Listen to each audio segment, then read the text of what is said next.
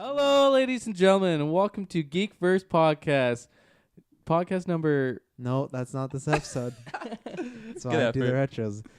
It's the X-Men retrospective. We have reached our last retrospective. I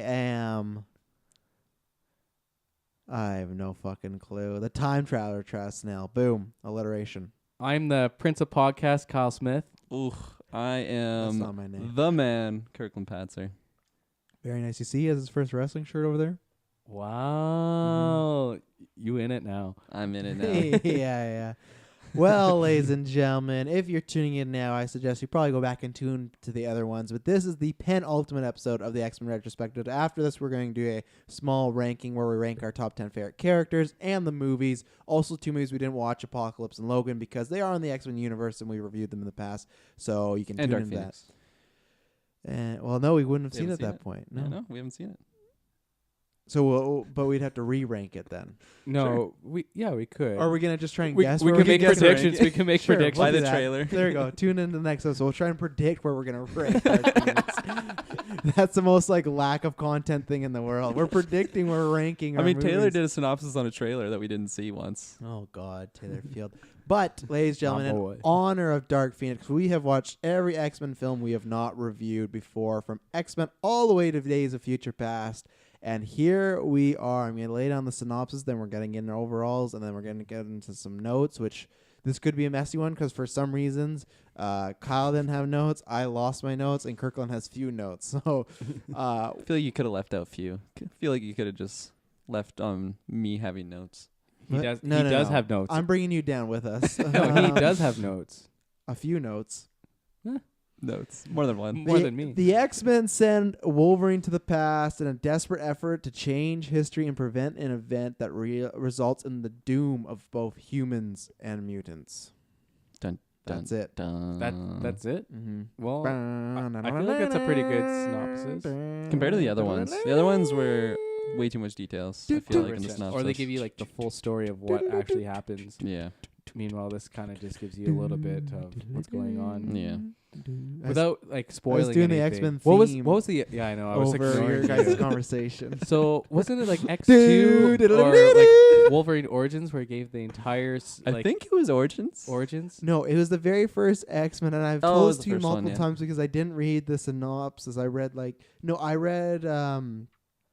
I read this section on IMDb called Storyline, and that just gives you Well, don't read that. everything. Come on. Well, I didn't know. Oh, I he just read thought it the was wrong there. one. Oh.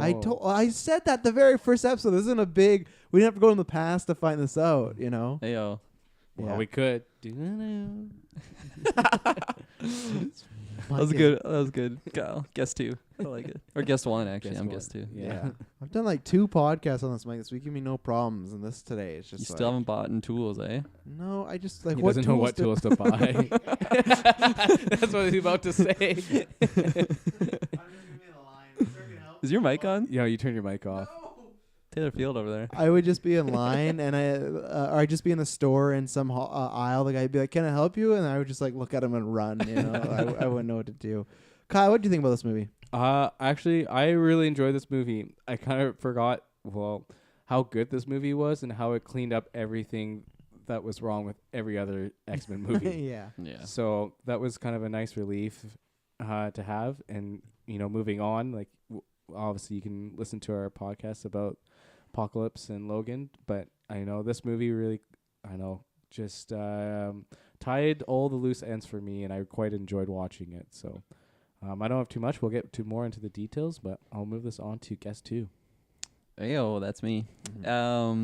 Just like First Class, I had only seen this movie once prior to doing the retro, and kind of opposite of effect that I had on First Class, because when I watched First Class, it was a lot better in my mind than when I watched it. I still gave it a really good score, but it's just I saw it as like a perfect, near perfect movie. You gave it a 1 out of 10. Gave it a 1 out of 10 because it was Yeah. trash. No, Yeah. this one it was the opposite. I knew it was good, but it just blew me away. Like honestly, obviously we'll be rating in a upcoming episode our list, but it's definitely up there of the higher tier echelon of movies of the X-Men or series, I guess. But no, I agree with Kyle because there's so much like convoluted storylines that happen throughout these movies that just didn't make sense, and this one actually did a decent job at like tying up some of those loose ends and explain some things that just didn't make sense. So that was a nice surprise. Also, you throw in like the fact that they had the original cast along with like this new first class cast, tongue twister, and it was just great seeing both of them. Yeah, there's just a lot of great moments that I liked. It was good humor in there. And we got our boy Hugh Jackman back that we didn't get in first class. So that was sweet getting him in there. But overall, I really, really liked it. And I'm excited to get into the nitty gritty. Yeah, I love this movie. I think this is as good as some of the best MCU movies even. I think they just do such a good job. You got great actors in there all together. You got the old cast, the new cast.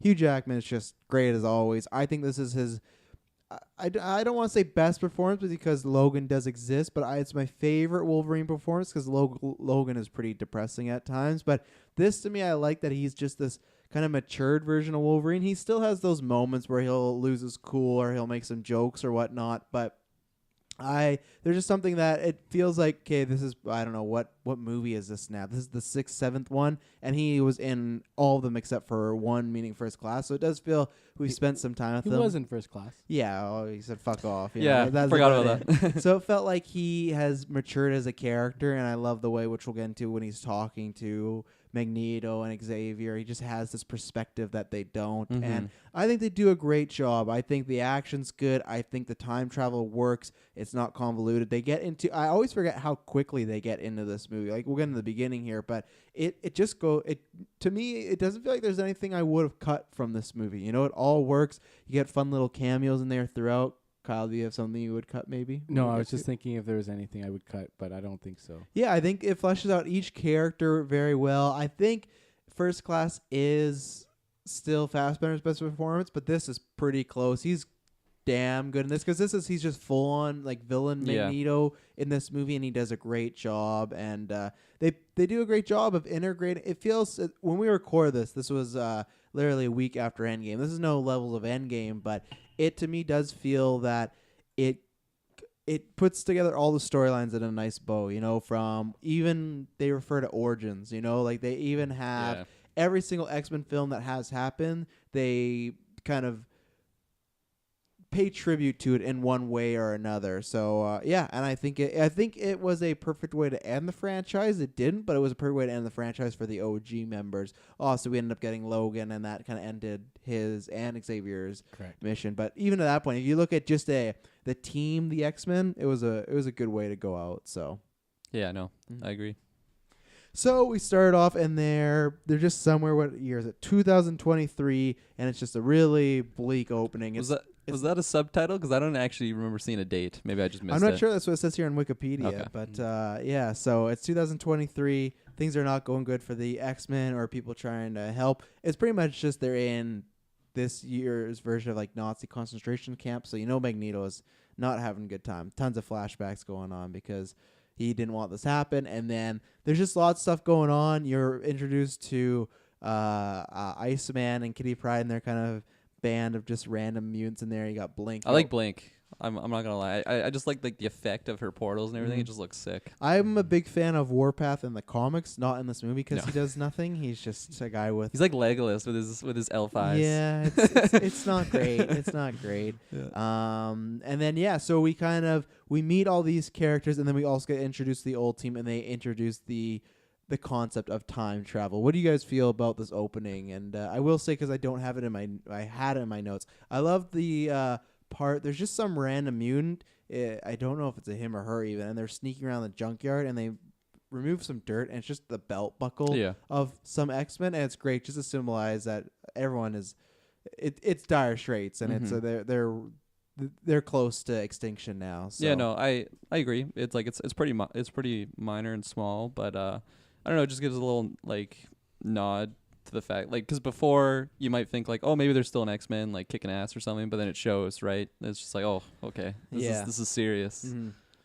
Dark times. Yeah, I don't know. I kind of like the introduction of these newer characters that we haven't really seen before. Who's the guy that like absorbs? He like absorbs power and then like shoots out of his gun. Bishop. Bishop. Love Okay, Bishop. He's yeah. barely in this movie, but I loved Yeah. him back in the day. Yeah. I didn't really understand a whole lot of that character's powers. I think it's he can time travel, but I think it's supposed to be maybe similar to Gambit in a way. He kind of his is different because he's Kinetic just energy. automatically charged, but it seems like the more he can charge, because I don't think most of the time there's that one where Storm does kind of shoot him and charge him up, but I think he has that all the time charging up. So I think she just kind of gave him a boost, like what they do with the cars, when the battery's dead. Yeah, they give it a boost. Yeah, I know that. See, Thanks, car guy. I'll find that tool to fix these stands. Yeah.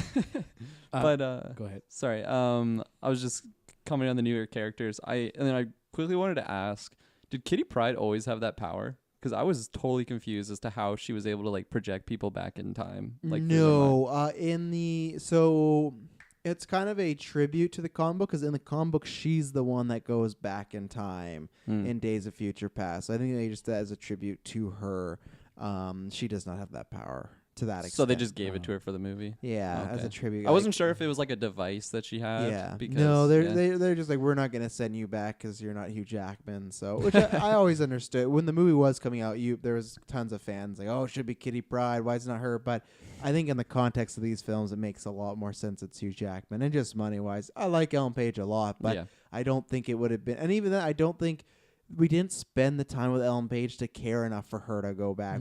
She was in X3. That's it. Think about all the relationships moments we get in this film that are really rich between Xavier and Wolverine, or Wolverine and Magneto. If Kitty went back, there would have been nothing to it. No, nothing's there. It wouldn't really be like a Wolverine movie either, because they don't even they wouldn't interact with him as the younger version, right? So they would have no point. And some hotel with a lady. Yeah, I just had to ask that because that was a big question mark I had, how she was able to do that. I've never slept with that woman. Well, I have many times, but not this time. Jimmy. Yeah. Okay. I really like the intro. I think the music behind it all, like starting. No, not that one. Not the theme song. Sorry. It was very like eerie, but kind of remind me of, was it kind of Blade Runner-ish? Yeah. That's an dystopian future in a way. Yeah, which is what I really like, those type of movies. So I really enjoyed this intro, and even watching the guy, we're just following the guy running around the junkyard, and yeah, I thought it was really good. It kind of knew. If you like that future, watch Altered Carbon. I've seen it already. I know, it's a running joke on this podcast. Go ahead. Well, apparently you're the only one who knows the joke. I knew I'm fine with that. I'm fine with that. Otherwise, like the introducing new characters, I thought they were pretty like interesting. I don't know, like I guess nothing really like bounced out like, oh, this is really cool. I thought it's like, okay, like I want to go back in time because I've seen this movie before, and I just kind of remember like there's stuff with the future stuff, what's going on with the characters and them having to fight the new whoever the Centennials are. I believe that's what Sentinels. Sorry. Sentinels, isn't that a hockey team or something like that? I think it's just that's Senators. Oh, okay. Ottawa Senators. The Merit Centennials. If you're a local fan of some junior hockey, there you go. They're fighting the local hockey team. Sentinels. Yeah. Adamantium. There you go. Perfect. We're 2 for 2 now. Now say those together. Antinanium. This is a running joke. Yeah.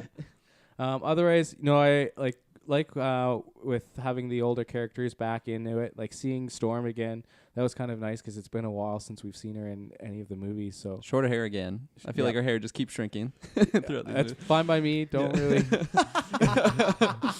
Doesn't bother me at all. So no, I thought the intro was good and kind of just jumping right into going to the future, not missing a beat on it. We're going to the past. Sorry, in the past. We're present day. So. And then they explain, we're not going to send you to the past. We're going to send your consciousness back to your younger body. Xavier can't make the trip because they would just tear his mind apart. So see, I like their explanation, especially since you brought up like people that might be butthurt that it wasn't Kitty Pryde or whatever, because like they explained it that it made sense in a way that he was the only person that could do it because he can just keep regenerating his mind. So I was happy with the explanation. And then he wakes up. He's there in the 70s. We kind of went over it, but he's in this random room with a girl. Great little action set piece there. I love, one, they shoot him, and he forgets that he doesn't have the adamantium, so it hurts a lot more. But just that, first of all, I do have to say, because there's a shot of him just walk around naked. it's crazy how good he looks, but he legitimately, I remember when I saw this first time, he looks like a comic book character, like the size of him and the way his body's sculpted, like His bulge. he just looks like everywhere, like his butt, his shoulders, his chest. He just looks like a comic book character. It's nuts. Was he naked in this movie? Yeah, he was. Okay, maybe I didn't have an unrated version. No. He was in the OG version when he gets out of the bed for the first time. Because I have a quick trivia note about that. Okay. I'm gonna bring it up now. Travis is I'll believe very you. infatuated about Hugh Jackman's body. Oh, yeah. Oh, Hugh Jackman's a man For all crush. the fans to Wouldn't know you that. agree though that when he gets out, like not even talking about that. I'm just saying like his look, his size. Like, would you just eat chocolate off of him? Like, Oh yeah. But I just feel like if you see a panel of Wolverine shirtless, this is what he would look like. His veins, his arms. Hugh Jackman is huge in this movie. I almost think I don't know if he's bigger than he is in The Wolverine, but he's more. I think he's more toned up, to be honest. Well, he's not dehydrating himself like he was before. He might be. The script called for Logan to wake up in 1973 in boxer shorts. Hugh Jackman vetoed this in favor of walking around nude, saying, in Australia, if you're next to a really good-looking girl in bed, you're not getting out with boxer shorts or briefs or anything. What a man. Yeah. That's awesome. He's just the best. You know? that man. Yeah. And the other part that I love is the action part where he gets shot and you just see the bullets slowly. Oh, that's what I was going to mention. Push out. When you're melting about his superhero bod. He that looks was like the a one superhero. moment. It's nuts. He looks like a fucking god. No, totally. Sure. Yeah, no, I agree. I also like before he goes back, he was asking Kid she was saying like try and keep your mind calm or whatever, and he's like, well, like it's not really who I am. Like I get angry, and that's like what his power is. Kind of, he's not quite the Hulk, but I mean he gets pretty enraged. So in that action sequence scene after he does, he's like calm thoughts or whatever, like happy thoughts. Happy thoughts. Yeah. But yeah, I thought like the action sequence in general, like it just seems so much more modern compared to like the older X-Men movies that we've been watching. And it seemed more gruesome. I'm assuming it's the same rating, PG-13. Oh yeah. Yeah. Only Logan's the only rated R one. Yeah, it just seemed Deadpool, but- more like gruesome of a scene than I've been seeing in the last movies. I don't know. I think like as time goes on, like it's a product of its time. No, but classic like this is not a product of its time. no, but it's like classic like 2001 where you know seeing certain things was like forbidden, but now all of a sudden like you jump out even to now 2019 where you thought would be a PG like rated R movies like only like a PG-13. You're like where did this change? But I think it's just people's mindset of what is acceptable and not. So no, I think that's true though, because I find like even just things not related to this movie, it's just like things in general. I feel like it's just, I don't know, people are less sensitive. I don't know. That's another podcast. Yeah, let's not go down that road. After dark. Yeah. Last podcast, Kyle had some things to say. And then so Wolverine, he's on his mission. He takes these guys' keys. He just steals his car, heads over to the X Mansion. He meets Beast, and he eats Xavier. He meets Xavier. They yeah, that's I watched the porn parody. This whole like sequence though, when he gets to the mansion, I just loved it. Like like when he first opens the door and he's like, "Are you a parent?" He's like, "Man, I sure hope not." And just like his little back and forth that he has with Hank, and especially because like he's had that chemistry with the older Hank of X3. Yeah, Kelsey Grammer's Hank. Yeah. So it's just great. He's just like, "You're a beast," and it's just like, "Oh, I guess you're a late bloomer." I don't know. I loved his back and forth with him, the little like jokes that they were saying off, and I just loved how like he didn't have time to waste, so he's just like, "Fuck, like get the hell out of the way," and then he just like punches him right in the face, and then like Hank starts to go like all blue. You and then, I are gonna become good friends, and they just No, I love that whole the whole sequence from when he gets to the mansion to afterwards. I agree. I like because he's at the door, he's trying to get closed, and he's like, "Come on, Beast!" Like he's trying to like get the Beast out. And then when he punches him and he goes upstairs, he's looking for the professor. All you see in the background is Beast just like galloping, chasing him, and then you just hear they cut to the shot where it's just the mansion, it's just like the sterile, and you just hear like dishes. You hear Wolverine like, "Oh," and you just see him get thrown, and then like Beast is just throwing him around everywhere, and then Xavier stops it. But it's a great little meet cute for those two, which is good because we talked about how we weren't the biggest fan of Nicholas Holt's Beast. I think, how are you guys liking the look in this one? Looks better. It looks a lot better. definitely. Yeah, I don't think it's good as X3, but it looks a lot better than what we just had. No, it's 100%. Because I remember in first class, like I don't know, when he first goes beast and he's talking, it just seems like he is like plastic or something. Like his lips aren't really moving. I don't know if it just looks like a more toned down beast, but like I don't know. It seemed more of makeup as opposed to just like a mask he was wearing, because it was pretty bad in First Class. Obviously, I said my negatives I had on it. No, great. I loved it. Okay. I don't really have too much other than I think I might have missed. Like in this scene or the whole podcast? No, the whole podcast. That's it. Whole cast of me. That was great. Yeah, that was great, guys. We're gonna wrap it up. Not on to the next podcast. No, I think my only question is: did they explain how Hank can go back and forth between Beast? He's using his I'm assuming he's using that like regenerative power that. Or like fluid that he gives Xavier to do the same. I don't understand how that can make him control going into Beast. To me, that should be when the thing is running out of your bloodstream. Then you should be turning Beast. Well, but he has a Hulk thing going on. That's the thing. Because like with Xavier, it's the same thing. Like, even when he wants to use his powers, he can't. And then his legs start to give out, and then it's slowly coming back or whatever. But not for Hank. No, he just gets mad and it just pushes it out of his system. Logics. Okay. No, I just wanted to double check. Or maybe he has a different. Because remember, metabolism. I guess his whole thing with the cure that he was creating was to still have the same. Well, because we debated that. Remember First Class when he's like, "I want to have the powers, but not look that way." And we were saying, "Well, you just have big feet. How would that happen?" So I guess that's how maybe that is the version he's perfected. It can't stay, but it is. He has the powers of the Beast, but he has to unlock it. But he can go back to looking, like regular Hank and stuff. So he's perfected. He's just not made a way to stay and.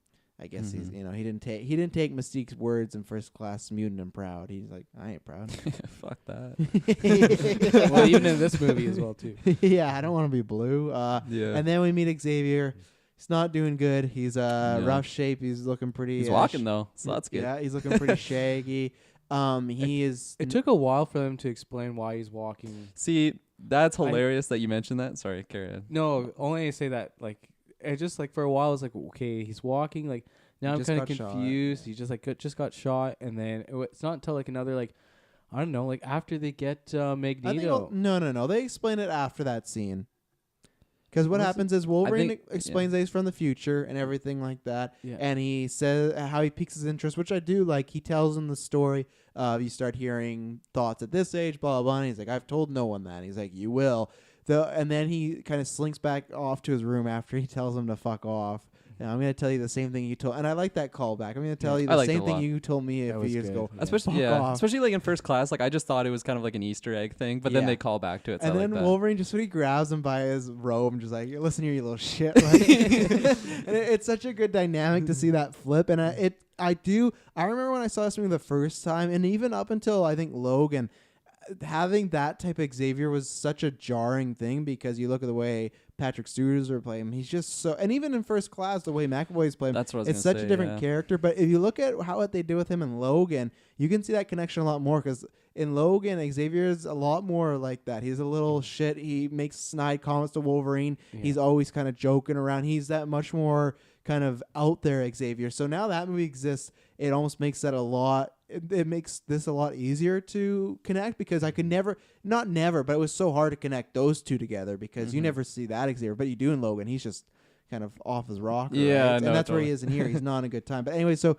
he does that. He goes off, and then Beast explains to him that he does walk. He can walk because he's been taking the serum, and they get that scene of him. He's just like a junkie. He has the wire wrap. Yeah, see, I missed. But then he says, "Oh, he takes too much." So they do explain that. That was so funny though. I'm like, man, they're totally just making Xavier out to like a heroin addict. He's he's just overdoing 100%. It. Well, and he's like strapping his arm. Because I'm pretty sure when they go to that scene first, it's while Beast is telling the story, so he hasn't talked about the cure yet. It's just like he's having a tough time. Mystique left him, and then the other thing is the war happened, so a bunch of his students got what is it called when they I know what you mean, recruited, but the draft. They get drafted, So he lost a bunch of people, and he's like he just keeps losing, and then he's like, oh, and then there's this cure, but for the first little bit, you're just like. Is Xavier just shooting addict, up? He's just, and that's some great heroin, gives him the ability to walk, But so they do explain it, and then and then after he takes the shot, he sees a picture of Raven on his bedstand and then he goes down that I'm gonna try to find her, not for your little future bit nonsense. I'm gonna find her for her. And Logan's just like, fair enough. He doesn't care. He's like, let's get moving along. Everything about that whole, I've already mentioned it, like that whole school scene, I just loved it. I was totally in your camp though. I was like, I don't know if I was just off my rocker like Xavier and Logan, but man, I was so confused. I'm like, I have no idea when this movie takes place because Hank can turn blue. I thought he got that from Mystique, and then Xavier's walking, which he got shot, so this must be before that. Like, I was just so confused. But they do explain it nicely, and especially I was also just so confused because he was so like basically a junkie. Xavier, he's all drunk or whatever. He can walk, but he's looking pretty rough, and especially just how First Class ended. He seemed so like well, I don't know. Yeah, well put together. He was like setting up his school, but then when they explain that the draft happens and he just keeps losing, everyone is just like, okay, this is actually like, I don't know. It just made sense to me, and I was happy with the explanation. And it's been 10 years too, so that's the thing. Yeah, you don't know what's happened. Yeah. You know? A lot of things can happen in 10 years. And then I didn't really explain it, but I'm sure you've seen this movie. But they did set up why they're going past, because this is when we're kind of getting hints of Bolivar Trask, that they make the Sentinel program. Mystique assassinates him. It's the first time she kills. They make a big deal about that throughout the movie. But what happens is they tasered her and they put her in a lab and got her DNA, and that resorted in this. So that's why they didn't just stop her. So we don't necessarily meet Trask. Well, we do in some quick meeting scene where he's just talking to the Senate why they should take his weapons, and he's like, we don't want this. Mutants aren't really a threat. And you can see, I do like that when they're talking about the Cuban Missile Crisis, they say, oh, that's just a rumor about those mutants being there and everything like that. So mutants are still pretty on the down low right now. Well, even he said it's like a 1/10 of the percentage of the population. I believe one of the senators said that. And they're asking, why should we invest in this program when it's not a threat? Especially and it like hasn't been. They're American citizens, so they'd be targeting their own people, right? Yeah. The only thing I would have to say to that is that they do have Magneto in the middle of the Pentagon, 100 stories down. I think they do, but I think they look at it as, we don't need an army to stop these people. I think they're looking at it that or they don't know that, like, these senators are unaware of this is happening, and it's like some we don't know who knows secret. about Magneto, because Magneto's pretty down, and because it does fit into, which we'll get into later, the whole JFK thing, and that obviously people have tons of conspiracy theories about. So it could be that no one other than a few, not a few, but a select governors or whatnot in America know what Magneto really is. It might not be public to everyone, so well, definitely is not. No, at least to these people. It's a conspiracy theorist. There's a mutant in the middle of the Pentagon, 100 stories down. At this point, they're kind of making a plan of how they want to get Raven. They're saying, oh, we're going to need Magneto. Where's Magneto? This is when, I don't know why I said later on we get explain, because I get explain right now. Xavier just laughs, and he says, oh, he's in the Pentagon, and why? Oh, because he shot JFK, which is, we saw it with Cuban Missile Crisis. I really like that twist. Also, we get more of that later, but I think that's a good idea, because for years people talked about the curving bullet, right? And who did it? How did it happen? So I think that was a perfect way to put Magneto in there. And I'll just jump to it now. I like that the reason, and even if Xavier is he doesn't know if he should believe him, I like the idea that JFK is a mutant, and that's why Magneto was trying to save him or something like that. At the same time, I think it's fun. I feel like Magneto, with like the power he has, and I know he says that they interrupted him or whatever. It's like, you didn't have to curve the bullet away, and he could have just stopped it instantly with like a split second. I feel like. I assume, but you gotta think that hopefully he even just touched a little bit, then someone just banged him in the head with a gun. But I agree, he should just be able to. Yep. It's gone. Yeah. I like the interplay of history, though. 100%. If we're in the past, and then they go. I believe it comes up again later on in the movie. I don't remember the specific. It's in the plane, because they talk about this, and in the plane he reveals the reason he did that, because he was one of us. Yeah. Okay. I was also questioning though. Like, I feel like they kind of do a play on history that also happened. Maybe I'm just confused with another one. Maybe it'll come back to me. Okay. Apologize. Maybe we'll see. You mean when Mystique was in that room with was that Vietnamese guy, and he brings up, or the Vietnamese guys brings up that he was part of the JFK. See, I didn't have subtitles. Yeah, I didn't have subtitles either, but that's what I picked up on. Okay. Yeah, maybe. I don't think he was a part of the JFK thing. I think you're making that up. No, wasn't it? Yeah, Because if you didn't have subtitles and the Vietnamese guy was talking about that, Well, no, how he was did you speaking know? French though. no, sorry. This might have been a bit before with the Vietnamese guy is talking to his another buddy, and they're bragging about he's bragging how Magneto's in this place in the Pentagon. Am I on the right ball track? I think so. Yeah, Yeah. So maybe that's what Kirkland's referring to. maybe. I don't think so, but I have no Okay. idea what Kirkland was referring to. Yes, So. I apologize. I should have wrote it in my notes, so I apologize. Kirkland, Ill-prepared. only one It's notes a screwed us few up. notes. At this point, they go, okay, well, we got to break him out of the Pentagon. Wolverine goes, well, I know a guy. He might be young at this age, but he's a fast guy. And then we go take a little car ride, and we meet Quicksilver. We meet Evan Peters Quicksilver. What do you guys think about this fine gentleman? I really, really like him. I don't know. It's just, I like the actor. First time I saw him was in The Office. Very minor role in it, but he's great. I don't know. He's really fast. He doesn't really have any deep meaning motives behind anything he does. No. It's just he's just a little punk kid. Love his choices of music. He also has one of my favorite scenes of this entire series in X-Men Apocalypse. Do you like the Apocalypse one better? Yes, I do. Wow. Really? I think for the music, Mm-hmm. because it's just a really intense moment, and then you just hear the arithmetics come on, and it's just oh man, and then he just shows up. I don't know. It just that scene always stuck with me. But seeing this one again, obviously it's pretty similar, but I feel like I don't know, more goes on in this one maybe as opposed to the Apocalypse one. But I know I kind of jumped right to that scene, but yeah, I just love his character. I love the way that they shoot his scenes. How it just everything stops, and it's just it seems like a moment that's so dire and they can't really get out, and it just stops, and he just puts on his headphones or whatever and just gets to work. I don't know. He's a fun character. Yeah, he's not nothing really crazy character development, at least not in this movie. So I don't know. Yeah. Anyway, someone else take it. I think this character suits this movie quite a bit. We already have a big background about a lot of characters, and there's lots going on. So, even what you're saying, they don't really go in depth of what he his motives and who he really is or whatever he's doing, but it's enough to get you an idea of okay, this guy is just a punk kid, like what Travis said. And I quite enjoy that. I found at the beginning when we first meet him, even with his mom, it's oh, the cops are here again. And you look at the mat at the bottom, just burnt, and it's burnt from other people walking in and talking to his kid, or I guess from him running as well too. I think that, yeah.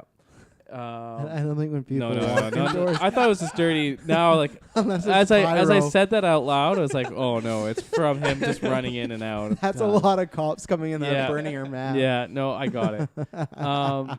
I quite enjoy even them just talking to them, asking them questions oh, I know you're not cops, I already checked the registration and did this and this, and it's the first time Magneto and Xavier are meeting him, and they don't really have any idea what's going on. And you mean Xavier and Wolverine, or Xavier and Beast? Oh yeah, sorry, Magneto's still right. He's still Xavier just and Beast doing meditation, and Wolverine's just kind of smiling because he knows exactly what's happened. So I quite enjoyed it. Really just showed off his powers, and later on what Kirkland said earlier, that his scene. Do we even talk about that yet or later? Or we'll talk about it later. We could talk about it now if you want to. Yeah, I thought that was amazing. I thought it was so good. It just him running around the walls, and time just, as Kirkland said, time just stops, and he's just going to work, and even his motion stuff, just oh, I'm just gonna put my hat on, headphones, or just moving, screwing up the guys quite a bit, but then realizing, oh, right, the bullets, and then going to the bullets, and then fixing the bullets in the direction they're going. So I thought it was just amazing. Yeah, I loved the little one-on-one he has with Magneto. It just hints that he's oh yeah, I think my mom knew a guy that had that power or whatever. Yeah, it's funny. Makes me so mad, which we'll get in the rankings in Apocalypse, that they spent a whole movie of a character looking for his dad, and when he finds him, you tell him. No, I'm not going to tell him he's my dad. So stupid. I love it. Going back to the intro, I love the intro. It's quite good. These guys kind of said what I would say there, but it's just the music when you get in, the vibe. They set up good by when they're panning around the room. He just has a bunch of pinballs and stolen TVs, and this guy is clearly a criminal. He's not doing anything awful. But he's breaking crimes. He's stealing stuff. So Breaking crimes. he's breaking crimes. And the way Peters plays him, and I remember because this was a year before Age of Ultron came out with the MCU Quicksilver, and you can go back to listen to the Marvel retrospective. I am not a fan of that Quicksilver at all for many reasons, but I do also think that it is because this one came out, and I think he just knocks it out of the park. His quirky humor is fantastic. When he is when he gets Magneto and he just holds him by the head, he's like, "You're gonna get whiplash," and what? Whiplash, and they go really fast, and then and then there's one moment where after that Magneto's feeling pretty wheezy because they just ran very quick, and he's holding himself against the wall. He's like, "What'd you do? What'd you do? Why were you in there, man?" And like Magneto's just, you can tell he's getting on his nerves, but he's just so flustered he can't do anything about it. He's just like, "Do you know karate?" It's like, "I know crazy," or whatever he says. It's just, I love, and even Apocalypse, I do like him a lot, but he's really good in this. That scene, I remember seeing that for the first time, just being shocked because it's just so good that it's a good buildup of you got Xavier coming in there. It goes totally shit when Xavier and Wolverine or the federal agents or whatnot. Like they're trying to get everyone out of the room. They're like, "Can we see some identification?" He's just like, "No, you need to keep going. This is not a drill." And they're just like, "We need to see something." And he just Wolverine takes him out and he goes, "Oh, I'm not a violent guy," and the door opens and Eric's like, "Charles," and Charles just decks him. But I love that scene where there's just this build up, all these cops are coming about to shoot him, and they're just, Wolverine is getting his claws out, Magneto's lifted out all these knives just to kill these people, and it's a good build up when he says to Magneto, "I'm never going to get in your mind again," but he's just covering because he has no powers. Like he's trying. That's one thing I do like about Xavier in this, that he is the good guy, but he does feel very petty. He feels like he's always trying to get the higher ground on Eric when Eric has obviously done some terrible things, which we'll get into, but he's definitely still out there fighting for mutants, where Xavier, he kind of gave up, So I just love that pause. He goes around, just little stuff like when he's running by and there's juice, he just sticks his finger in it and he licks it. I do like the Apocalypse one. I like this one better because the music. I like the calming aspect of it. It's just like this nice, beautiful scene in the middle of this huge action time travel one, So he's gonna be one of the things I miss the most, other than McAvoy and Fassbender when we go, because I hope we get some good stuff with him in Dark Phoenix. But I always love him on screen. He's just entertaining to watch. And they bust him out. They get out of there. They get on a plane. They say bye to him. Anything else in that sequence you wanna talk about? Nope. No, I don't think so. So at this point, they're flying to wherever Raven is, Washington, right? I think they've decided. This was Paris for the Paris Peace Conference, because that's where she originally killed Trask. That's where and then later on they go to Washington. Right. That's But they are going to Washington first, right, on the plane. Our main guys. No, I think they're going to Paris because they don't find out that she's going to Washington until Charles goes in that girl's mind. Yeah, because there's that dance club scene. The Vietnamese guy, like a dick, just walks up, spills her drink accidentally quotation marks, to try and get up in his room. Let's talk about, because this scene, she takes him out. She turns into blue and she has a terrible line. I wish I had my notes, but I think she's like, "Oh, I don't look good like this, baby." Well, how do you guys feel about Jennifer Lawrence in this movie? I think her performance is a little bit better. Really? You think it's worse? I do. I think it's a bit more. I don't think she can do the tough Mystique that well. I think she's better doing the Mystique with the Raven aspect. I don't think I'm never intimidated by Jennifer Lawrence in this movie. That's fair. I'll say I like her more in this movie because the last movie, it just had that Jennifer Lawrence effect where every time she was acting, I didn't see Raven or Mystique. I just saw Jennifer Lawrence as a random character, right? Do you feel that way because she's more blue in this one? Maybe, but not even. I felt like when I saw she doesn't look like as much as herself when she's blue. If that makes sense. I think most people don't. No, that's I do. Stupid. That's you know what I mean. I felt like the first time I watched it, when we watched Days of Future Past. Sorry, that's First Class. I felt like I was watching a Jennifer Lawrence movie, or she was a huge character. Meanwhile, in this one, she wasn't as prominent. I'm watching JLo, or maybe it's just because I'm used to that. I've accepted it. now I can move on. Yeah. But it still doesn't make sense because I've still seen both movies before, and I felt this was a little bit easier to watch her as a character than it was the first time. Yeah. I also feel like she has less screen time than the last movie, and the last movie was all about her just like not wanting to look blue, so it was just always Jennifer Lawrence. Whereas this one, I was actually like looking for it, like the scenes that they used the Jennifer Lawrence or Mystique, and they only really used it where she had to hide, so I appreciated that a lot more. Whereas in the last one, obviously the excuse is she just didn't want to look blue. That's why she's this Raven character. Or Yeah. I'll just call it that, like her human form. But yeah, I also noticed she was kicking ass a lot more than the first one. Obviously, there's a 10-year gap, so she's been in the gym. Harry's been trained her. Yeah. Yeah, I forgot to mention it somewhere at the beginning of the movie where she does that. She busts out a bunch of mutants because obviously they're going to take them off. We got a young Toad in there. You got Havoc, who Havoc is just relegated to Private. just- He's yeah. a little private soldier. Yeah, just this. And then I can't remember. I think I'm wrong. I think because in the synopsis I haven't been finding much of the Mystique stuff. But when does she pretend to be Trask at this point?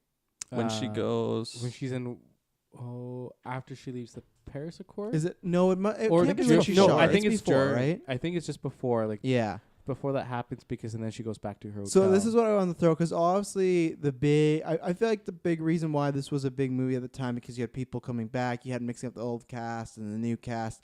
But so she saves Havoc in one scene in this movie, and that's it. And then how do we all feel about, and obviously we didn't maybe love all these characters, but when she is Trask, she finds all these files, and just every single character from First Class, other than Xavier, her, and Beast, just killed off screen, never seen or heard of again. What do you think about that choice? I'm totally fine with it. Those characters were so minor, and I was not attached to them whatsoever. Mhm. And maybe like Evan Lil, what's Nightcrawler's dad? Azazel. What did I say? Evan Lil. You were talking about the water, like That's pretty Avalon. close. Av- Evan Lil and Azazel, and Hazel. no, Azazel. Azazel and Yeah. Evan Lil. I feel like I just Oh, switched a couple letters in there. Anyways, I feel like that's the one character I was kind of interested in First Class, but everyone else I could not care any less. So, also fun fact: first time I watched this movie, I totally didn't realize that that's who those people were. Yeah. So it's kind of funny, like seeing it now and be like, okay, that makes sense, especially since we just watched First Shitty Class. for the actors, you know. You join X-Men, you think, oh, I'm gonna be in the sequel, and in the Psych. trivia, they were in the movie at one point, but they took them out. I don't know. It's Fine by me. it kind of gives like Yeah. some reasoning why Raven would hate Trask so much, though. Mhm. So I was okay with it. Yeah, I'm fine with it. And then even like Magneto says that, I guess it's a little bit later, says that to Well, this Xavier. scene's coming up, so you can talk about it. Okay, yeah. Magneto even says that too. He's like, "Hey, Xavier, like, where have you been? Like, you've been like this basically like, That calmly as well. oh, Hey, Xavier, where you been? where you That been?" was such a good scene. Yeah. Just getting all the planes like on the side. It was a lot more Hey, intense. where you No, been, man? I like right before Where that are though. you, Charles? Like, well, when Yeah. Charles like goes after him and he's like, just let him come, and then he just goes back at him like 10 times over. Oh, Yeah. I loved it. Yeah. And with the way the plane like crumples, and you just think they're just all gonna die, and then after he just like, I don't know, he fixes it and it all goes back to normal. I And love that it's scene. funny how Wolverine is all of a sudden now so calm to be on a plane, because all the X-Men movies leading up to I've this, told no, he's no, very no. nervous. He's old and wise. he No. gets. They always make a joke of him like clenching the I'm in seat Kyle's seat, and though. like No. getting scared. I know you were against us before, but No, I he's swear afraid to of all You Always. planes. can go back. That never 100%. happened once in X1. yes, it did. Yes, no, it no, it did. didn't happen in X3. You can go back. I called that of like, why are they randomly just adding this I'm afraid to fly thing? They're very inconsistent with it. So I don't agree with you guys whatsoever. I feel All like right. Oh, He goes- we should have talked about this beforehand.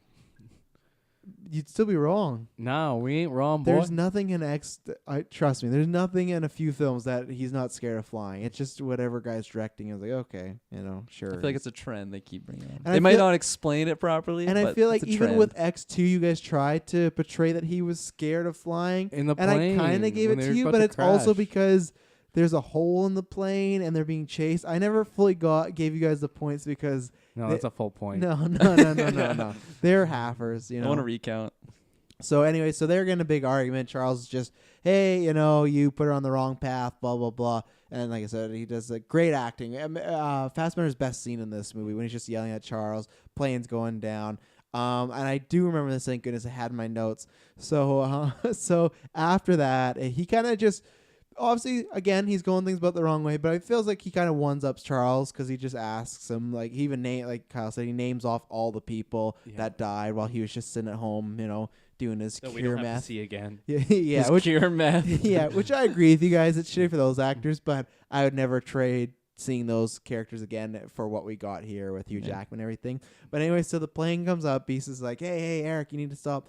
It all goes fine, and Xavier slinks off and everything. And there's two things I love about this. I love the connection that, I know this is going to sound weird, but I love the connection chemistry that Fassbender and Hugh Jackman have together. I wish we had another movie because it's just a gunslinger. Every time they're together, you just feel the hatred and everything like that. So it's just so good when he looks to him and he just goes, and I assume we're best buddies in the future. And he goes, no, I tried to take you down for many years. And when he just goes, how's that going? He's like, you're like me, you're a survivor. And just that exchange right there shows everything they are. And just, I think Magneto, he has his bad guy elements in First Class, but just even Fassbender's eyes in this movie just looks like he's ready to mess Wolverine up, but he won't. It looks like he's agreed to like a truce for now, but could strike at any moment. But it's just the tension. I love the line too. He's just like he has his claws or whatever. He's like, imagine if they're metal. I hate that line. You hate it? How come? It's way too obvious foreshadowing. Because does he go around to say that to everybody now? Like if Beast turns into Beast, he's like, "Oh, I wish your fur was metal." It's just like if all your bones are metal, I control you. I feel like that's kind of what it. To me, it's way too obvious and winky to be. We know he's gonna get the adamantium. Okay. For me, I don't like that line because teach their own. It's a random crack. What the line I do like though is after that plane's gone over and they have their intense stare down, Wolverine / Hugh Jackman just looks over him and he goes, "You gonna pick all this shit up?" Oh yes, yes! I literally laughed so hard at that. And Fassbender just shoots him a look. Hugh Jackman's always on fire, but he's on fire. Logan, he gets to play the really dark, depressed Wolverine. For the comedic, to me, the '90s just kind of bub Wolverine. That's him to a T. Just, you gonna pick that shit up? Oh, it's so good. His line delivery while he's smoking the cigar. Oof. No, yeah, I agree with you. That everything about that scene, I already said my 2 points on it, but it's just also I don't know. I'm glad you brought up just the chemistry between those two because I don't know. They're just they're just so good together. And like those two, like just as characters, they have so much history going back and forth, and it's great to see them before all of that history, right?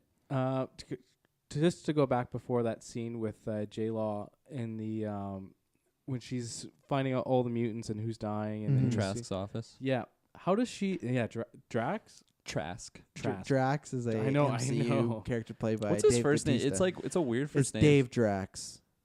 Trask. No, Dave Drax. No, yeah, is this it is actually? Bolivar Trask. Bolivar. Yeah, Thank you. I was making Trask. a joke. Oh. I was looking at you like You just made you're fun wrong. of me. Yeah. Saying it. Now you're saying it. No, Trask. Yes. So how does she Dave Drax. all of a sudden change heights? Is that part of? Oh, she's done that before though. Has she? Because remember in X3 when they have her locked up and she turns to a little girl and she's like, "Please let me go." It defies the laws of physics. Yeah. It doesn't make sense. She could turn into a little girl that would have stretched skin because her body. Maybe she's the same weight. But her height. Her maybe height. Her bone. Maybe her legs are there. They just look invisible. Yeah. She can't fly. And again, I'm stretching. I'm sorry. Call guys. Tyrion. I was like, that's not what it is. I'm gonna throw out the same complaint that I did for X2 and she's as Lady Deathstrike and she's on the computer, but she turns into Blue Mystique. I always go, why would you be that way in the security center? Same thing here when she's Bolivar Trask and she's looking at the files. He's shorter. She can't reach the files. What? Then go back to it because they just love doing this. Oh, Mystique's about to get caught, and then 1 second, and then always at suspense. Yeah, it's an eye rolling moment to me because she's not going to get caught here. The secretary's not going to be like, "Oh, you don't know that. Maybe she'll kill this." No. This You know, poor this is lady. also a kids movie too, so you gotta. It's not a kids movie. It's full adult. That's you had to be a certain height to get in. Full nudity, full Hugh Jackman ass. Yeah, exactly. Huge with chocolate on it. That was a lot of kids' first time seeing a male's ass. Oh God. Okay, so after what's the next scene? So let's talk about that Hugh Jackman naked scene again. So they're on the No. plane. They get back. Well, to yeah, no, Paris. they've The found Paris out where Accord. Mystique is. That meeting's going on where Trask is presenting it to the kind of world leaders that these are my weapons. This is what they could be used for. Do we miss something that Xavier is no longer going to take the serum? That's after. No, that's isn't it? way After? later. Okay. You're jumping way. Is ahead. it way Okay. later? Though? Oh yeah, it's way later. There's a Okay. bunch of action stuff that happens. So Bolivar Trask goes, "Oh, I have." So wait, how do they find Mystique? That's not way after. Come What? on. I don't like your They just- terminology there. They just know where she it's is. probably at least 25 minutes after. They're just assuming. Which that is After like the almost a Paris event. It's a good percentage of this movie. So they're on their way. they're on their way to Washington D.C. because remember, in the future they know this is they're on to the Paris event because they know this is the day that she kills Bolivar right. Trask. So they know that. They Okay. later on with Washington they have to track her down, but this one they know from the future. So she's disguised the Vietnamese guy. Bolivar Trask picks out his thing and he's like, "Oh, the consensor mutant anywhere in the world," and then he turns it on and it starts to click. And it goes around. I don't know the actor's name, but the guy who plays the Vietnamese actor just goes, "There must be some mistake." He just plays it off so I love how his comedically. like Vietnamese buddy is just like yelling at him in like in like his Vietnamese language or whatever, and he's just like looking at him. Yeah. Yeah. And then it's Mystique. She turns up. She starts kicking ass. She's taking everyone out. She and we haven't mentioned this at the army camp. We got young William Stryker because it can't be an X-Men movie without a fucking William Stryker reference or Seriously, though. character. Yeah. Because if you or think flashback. yeah, because other than X1 and X2, X3, you had X2, you had Origins, you had First Class. He's not mentioned really at all the Wolverine, so that's fine. But then this one, so that's 4 out of the last 5 movies that have had a Stryker character in it, and then Apocalypse also has Stryker in it. So To play devil's advocate, maybe just because he had such an impactful role on the character of Wolverine, and Wolverine's part of all I these think it movies. works here. I don't think they needed his dad in First Class. I think Yeah. it's just because some people. What? Nah. And then also, like, obviously we're not reviewing this, but in Apocalypse, there's just a random scene where Stryker kidnaps a bunch of them and takes them to Alkali Lake. The only reason it's done that just so they can have that cool Wolverine scene. Great It is scene. cool, and I'm happy we get it. But it is that eye-rolling scene of Stryker and back to the lake. Like they go there, and even then X3 Stryker's not in it. But remember, Wolverine and Storm have to go back to the lake to find Yeah. Jean. So it's just like Stryker is almost as big as Magneto in this series, which is fine. But it is kind of like you are nowhere near as entertaining. And luckily, how'd you guys feel about the young Stryker actor? Fine. I don't know. I kind of like I pass over the stuff that's not like it's good. Don't get me wrong. He's a fine actor. He did a good job. But for me, that's not the point of the movie. I don't Yeah. really care too much about that Yeah. person. I want to see all this more of the bigger storyline. That's why I don't mind, with Quicksilver. We get a quick glimpse of, what he's doing. Well, not quick. we do. Pun intended. You just don't want to use the word. But at the same time, like we just move on with the story. We don't Yeah. indulge in all these other storylines. I think that's what I really enjoyed about this movie is that we get to the point and we get a little bit, but just enough to know what's going on, but not enough where we're going on different tangents on whole nother planet. So. Well, Stryker does provide a great moment, though, because Mystique's popping off. She tasers him, and he's just on the ground. He's tasered for quite a while in this scene. Wolverine. No. Because Yeah. he tases Mystique, and then Magneto pulls Right. the taser off and then tases him, and he's just being tased Kirkland's- for minutes. Oh, yeah, Kirkland's completely right. Oh, yeah. But this is when shit goes haywire because, first of all, Wolverine sees Stryker. Oof. Great callback. I love that they had like the bloody Wolverine. Yeah. I was waiting Not for Origins. what like scene they were gonna show because there's 2 movies there. So, yes, I'm glad they did the original. And they do show Origins, though. We'll get to that later. Yeah, but I think that's also, there's other stuff in the scene. I think that's just such a nice touch because you didn't have to do that. You could have found some other reason, but it was a nice setup of, hey, you just got to stay calm, think peaceful thoughts. And I love that you see Stryker and his different universes or timelines are crashing into one another, and this caused him to have amnesia again. And then Magneto decides, well, instead of Is it amnesia or is he just going back to his original? See, That's what I think. He's not going. He doesn't have amnesia. He's going back to when he was just regular Wolverine because he's out of that consciousness. But See- it's that way of the same way in Origins when he wakes up with Gambit. And he's like, "Who the hell are you?" He does the same thing, Xavier, right? Like, "Where am I? Who the hell are you?" Like, Anytime Wolverine is forgetful, he just gets super But it's not angry. due to amnesia. No, but it's no, I don't know because it feels like he doesn't even know who he is in that scene. No, for he a doesn't know second. who the people are there. I don't feel like he doesn't even know who he is. I was confused in this scene originally, and I have a Oh, question great. because when that happened and when he lost his mind, I thought the reason for that was that they screwed up the original timeline. So all that stuff never happened because now Stryker's tasered on the ground. That's why he loses memory because he didn't actually have that memory originally because he never got, I don't know, prisoned by Stryker and got the adamantium. You could argue Originally, that's what I thought. And then he kind of gets his memory back, and I just kind of assume it's because they fixed the original timeline because obviously at the end he does get captured and goes with Stryker. Mhm. So that's kind of the way I was playing with it. But originally I thought that's what would happen. And I thought, I don't know, I've only seen this movie once before this, so I thought he like just didn't have his memory for like the whole movie. I'm glad he got it back because it would have been a terrible movie otherwise. Are you but pulling a Kyle here? Oh, yeah. You But- guys in his memory. But yeah, originally that's what I thought. That's Mm. why I thought he had his memory. I don't know if it's just because his mind was crashing. And then he's just freaking out and like Oh, present yeah. day slices Kitty. right in the ribs. And Oof. we didn't talk about what do we think at the very beginning. So Kitty and Bobby are an item. Holding hands, yeah. Well, that makes sense. Rogue's gone, and he just Well, obviously. yeah. Well, like what is Rogue going to this is what we should have added this to the last podcast for like, Go now. This is the X3. last Ready. review. So here we go. Was it Just X, one, no, let's not go. X3. It was X3 was a while ago. We've no, so reviewed it's Origins. the last one we did. When was Rogue leaving, or when It did was she lose her X3. It was X3, X3. yes. Yeah. Okay. Yeah, with the cure. Yeah. So she has this cure, and now she's still part of the school. Even though she's cured, even though she has now no powers. How is this possible? Going on top of that as well. They don't tell anyone. They're just like, yeah, she can't touch me. Well, Yeah, she's lying now.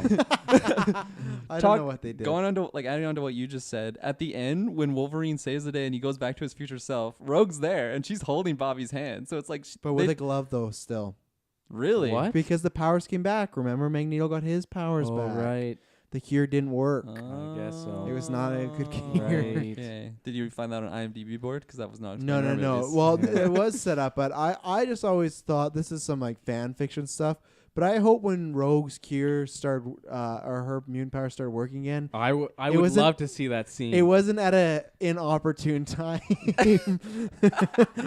where, let's say there's a certain situation where maybe Bobby couldn't have said anything and she could have just, looked down and poor Bobby was gone. So I don't Bobby know boy. what happened there. We'll get into Rogue because she was in this movie, but she got cut out of it. So, and we didn't watch it. There is a version of this movie called the Rogue Cut where they put all the Rogue scenes back in. So Oh, Oh. yeah, interesting. she's only in it for about 5-10 minutes. It has to do, remember this, it has to do with Kitty getting sliced, and they need a replacement, so they go find Rogue. It's very strange. And Interesting. they needed to get cut out, even though I know we jumped in, but I did like at the end that shows in the right timeline, her and Bobby are still supposed to Yeah. be together, But it is funny that they show up and just that hand, Just since you're on that topic of like Bobby and Kitty as a couple, I remember when Bobby's going into like this is before he sends. Was it Bishop?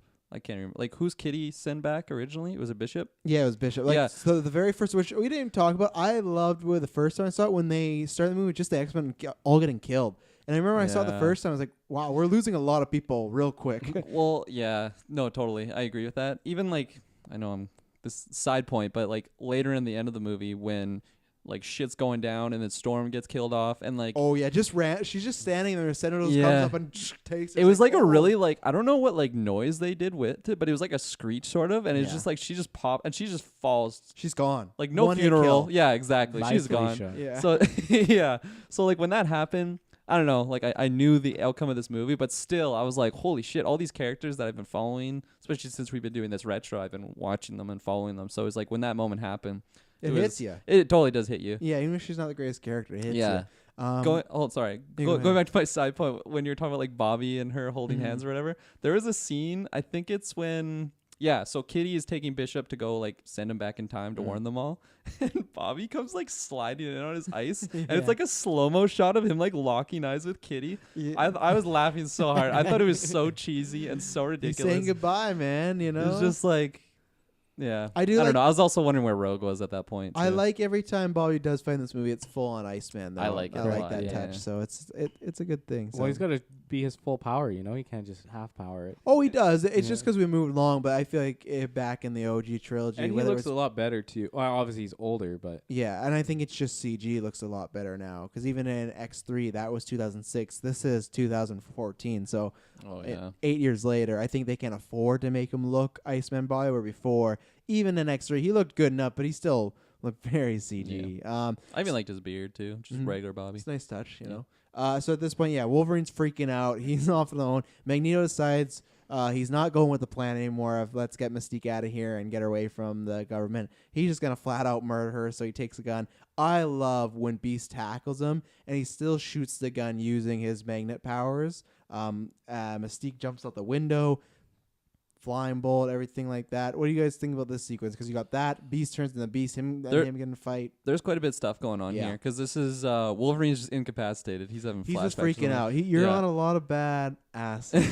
yeah, that was funny when they interact like that. Also, just like when Magneto gets the gun and just holding it to Mystique, and then Mystique's like stop him, Charles, get in his head, and he's just so hopeless because He he's just can't. a junkie. He's just a cure junkie. Yeah. He can't do And anything. he's so hopeless for the Junkie. first half. Yeah. He's does even like I said. What can he do? He's just trying to calm down Logan. He has nothing. You know? No, yeah, 100%. But so that happens, like you mentioned, when Beast tackles him, and then he uses his powers to So shoot the cool. gun. It was such a neat little.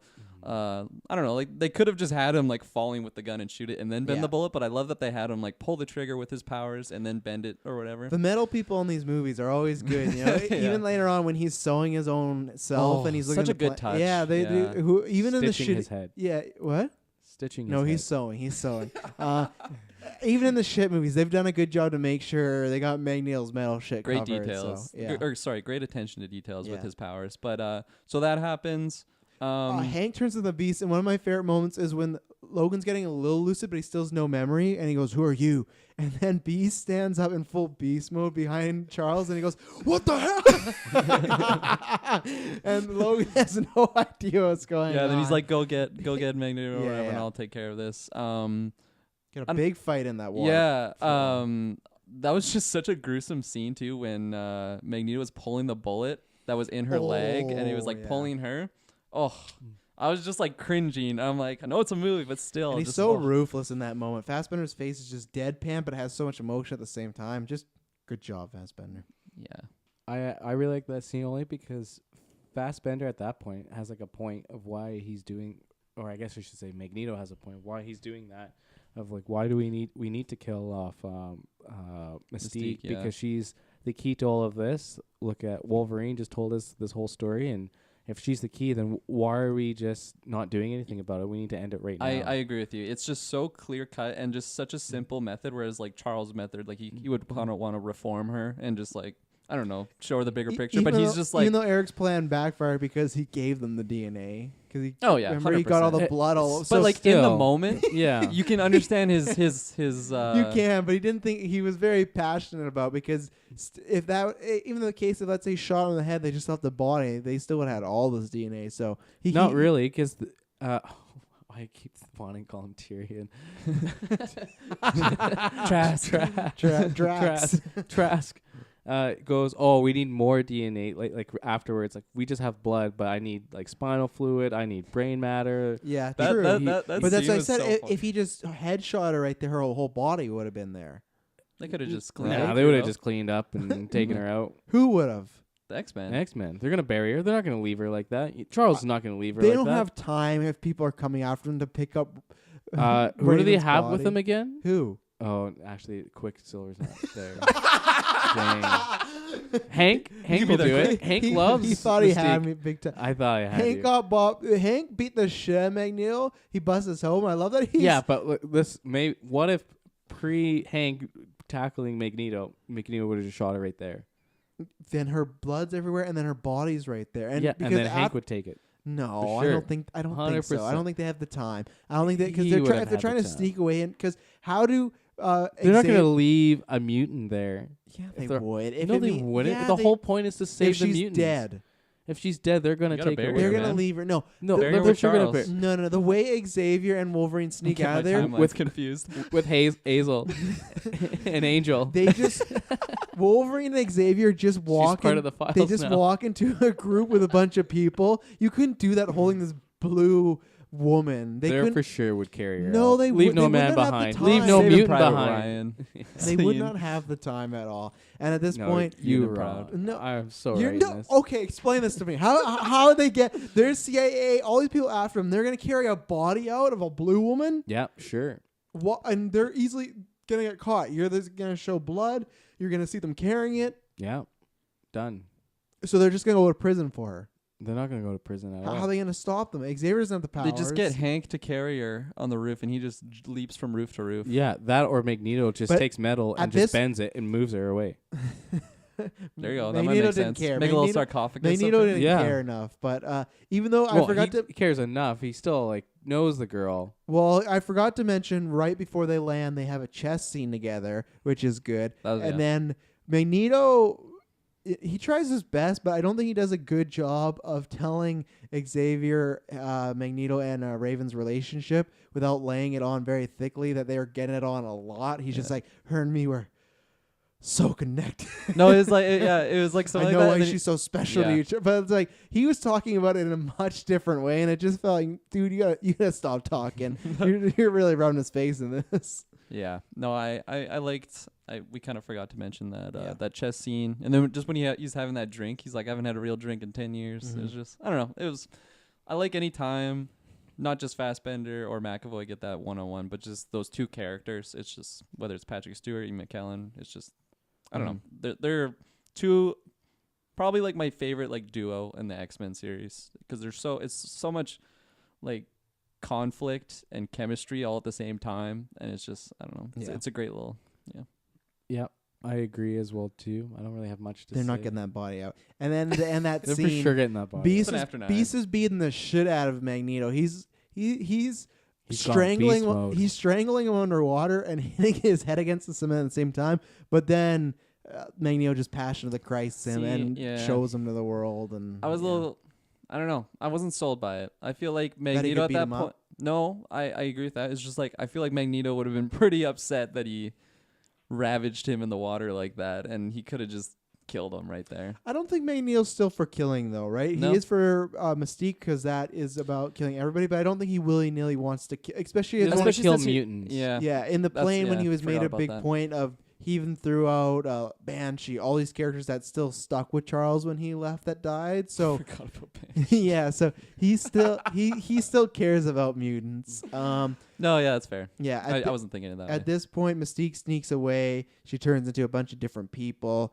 Magneto's looking for, and then this is like in this timeline, a real confirmation for the public that mutants exist because there's reporters everywhere. They see Beast. Beast just gets out of that somehow. I even like how they do like the old 70s video footage of them Yeah. finding out these mutants. Like Mystique is falling from the plane. From the building. Yeah, they do a good job. I like all their attire too in the 70s. Magneto's rocking a scarf a few times in this movies. That's great. So once again, Fassbender with the great fashion choices. Yeah, no, I agree with you. I don't know. I feel like I might like his 60s looks more agree. than this. Okay. Yeah. And at this point, Mystique goes away. She changed back to Raven, Well, so she's in the hospital. I like that scene because the nurse, again, I didn't have subtitles. Luckily, I speak French, so I could kind of understand majority of what they're saying. It's just like because they're watching like the event, and then she's like, oh, like the same wound or whatever. But it's like the irony of that happening or whatever. And it's just like, oh, blah blah blah. I don't know. I kind of liked it. When did you learn to speak French? My mom's French on that side of the family, and then I went to okay. French immersion school. There you go. He did mention this last time. He's a real. I don't think on You don't- cast. He doesn't listen to me. No, Unless he we're did on because He has real French in his blood. He's not some poser like you. poser. Yeah. I send He probably Carlos. knows French than I do. No, he doesn't. Travis just gets mad if I don't respond to him. So he thinks I'm some sort of poser French person. So he sends me. He is no. But it's super annoying. It's because I went to Quebec once and enjoyed it a lot and had a great time. You could ask Emily when And- he came back. He's like, "Oh, Quebec this and Of Quebec course. that." The way they do do it here, and he's coming back and he's listening to French radio. It's like, get the fuck That's off a your stretch. soapbox over here. Yeah, Yeah, a Kevin Kwa over that's here. what. That's what I mean. He was so in the So culture. funny. We go to his house. There's just baguettes all over the wall. I'm like, get these out of here. I'm joking. That was a lie. But the radio, French. the radio thing was real. Taylor's more of a croissant guy, isn't he? Yeah. Or God. pecan. Taylor, I don't believe anything. Taylor's an alien. That's what he is. Yeah. So Mystique's with that doctor. Magneto's sewing himself up. Stitching. And we also forgot to mention when he goes to get Mystique, he also takes all the I don't know, the projector film, I guess. I forgot Correct, about that yeah. because Takes when the he was set watching plans. it later, I didn't understand where he got that film from. I wasn't sure if they were just showing it on the news and that's where he was watching it. But Yeah. yeah, that makes a lot more sense. And the sounds are still all the same from X1, but when he gets that or when he wraps Beast up, I still love the metal sounds. When the metal's moving, it's just ominous. It's good. We get to the X-Men. Oh, and at this point, too, we also have back in the present day, Bobby's like, we got to get her out of there. She's bleeding a lot. And That was Xavier's a big just, wound. He just says no. he just says that, this is our last chance and you have to stay. Magneto's holding Wolverine down now. So, yeah, it was quite the gash. But We need to strap him down. yeah, they just say, like, this is our only chance, so sorry, we're not taking her out, and he has to stay in, or it might get even worse, which it's not really. You're about to all die. There's nothing worse than this Xavier. I'm not much of a medical person, but couldn't Bobby kind of freeze the wound or something to But then wouldn't she get super fucking cold while she's in? Yeah. Oh, okay. Would not be good. like I Wh- prefixed what- before? I said I wasn't much of a medical person. I always forget the fire guy's name because he's just a Johnny Storm ripoff. But Pyro? couldn't he? No, the guy in this one. He Magma. no, he can. I don't know his full name. I have to look it up. He's not a very popular X-Men, but couldn't he? He could cauterize Yeah. the wound. Yes. There you go. That could definitely work. And then Bobby can ice it. It would hurt a lot, but it could work. Yeah. And then at this point, they get back to the mansion. Charles collapses. His legs are hurting. He's getting hit with the Sever's disease, so he needs some hit. And Wolverine gives them kind of a pep talk of, we need you. We don't whatever this version is of you, it's not working out. We need the real Charles Xavier. It's a much better speech than what I'm saying, but that's pretty much the point of we're not gonna find her with you like this. Beast brings back the serum, the cure meth. He has the needle in his vein too. He That does. was a pretty. You see, it's tripping. He was close, Yeah. and he decides not to. He asks Beast to go get him his chair. They head down to Cerebro. First time does not go well because it's just information overload for him because he has not used his powers in we don't know how long, but a few years now. And that's one thing I do like when he goes when he did fall, Beast runs up, gets his cure, and Xavier goes, "Oh, we're not gonna get her back." And Wolverine goes, "You don't know that," and because his powers are starting to seep, and he goes, "You don't believe that, do you?" And then I just like that little touch that his powers were slowly coming back, and he called Wolverine out. And he goes Cerebro. Doesn't go well. The machine's popping off and everything. And Beast says, "Oh, I'll check the breaker." And then Wolverine goes, "Oh, it's not the breaker, is it?" And sets up two of my favorite scenes in this movie. No, First for sure. scene, so they established they're going to use Logan's mind as a bridge so they can talk to one another, to Xavier, the old and the young. First, this is one of my favorite scenes in all of X-Men, when he goes to read Logan's mind to get to Xavier, but before he gets to Xavier, he just sees the whole life that Logan's had. It's fantastic. That's where I like that, even though, Origin's not a good movie, they use his bone claws getting broken. They show Jean. They show him killing Jean. And one, just the music, the quick cuts, the way it was edited was really good. But then McAvoy just sells it 1,000,000% when he's just you poor man. Like he feel because at that point in the movie he's still been giving Logan quite a bit of shit. Like they're not friendly. They're working together, but this is the first time you really feel that he feels something for Wolverine, who's this guy he just met, and just like, I don't want your future. And he's just like, look past that. Look past everything. Yeah, and then he gets to Xavier. But I love that scene. Is always one of my favorites because they could have easily just done that Xavier thing, right? Oh, he goes right to Xavier. But whoever director, writer said, no, we should add that in. That's just like fan service. That is perfection because it makes everything worth it. And it puts so much weight on Xavier and Logan in that moment. So, and then there's a great conversation with him and Xavier. So, yeah, no, I 100% agree with you. I like the Xavier conversation. It's probably one of my favorite scenes of the entire movie. But like before that, just the attention to detail of throwing even like an origin scene in there, and like just all of the stuff with Jean. Like it's just, this is obviously we've all just watched this recently because of this retro, but it's just I don't know, like if you didn't binge watch all those movies, you'd probably miss like a scene or something. It was just great seeing just like all the shit that he went through in these last couple movies, and it was so great. And then like you said, McAvoy just sold it so well. It's just it's so like up to this point he's just been a junkie, you know, like he's just like, I don't care about your future, like fuck this, blah, blah, blah. And then it's just like he's just in awe. It's just he sold it so well. I don't have anything more to add to this. And then him and Xavier had a great conversation of that, just because sometimes so good, you know, people stumble and fall doesn't mean they've lost their way, and that comes up a few times. And I just love the line where old Xavier just says, "We need you to hope again." You know, it's just such a simple sentence, but it works great. And then finally, they get Cerebro. They're cracking down.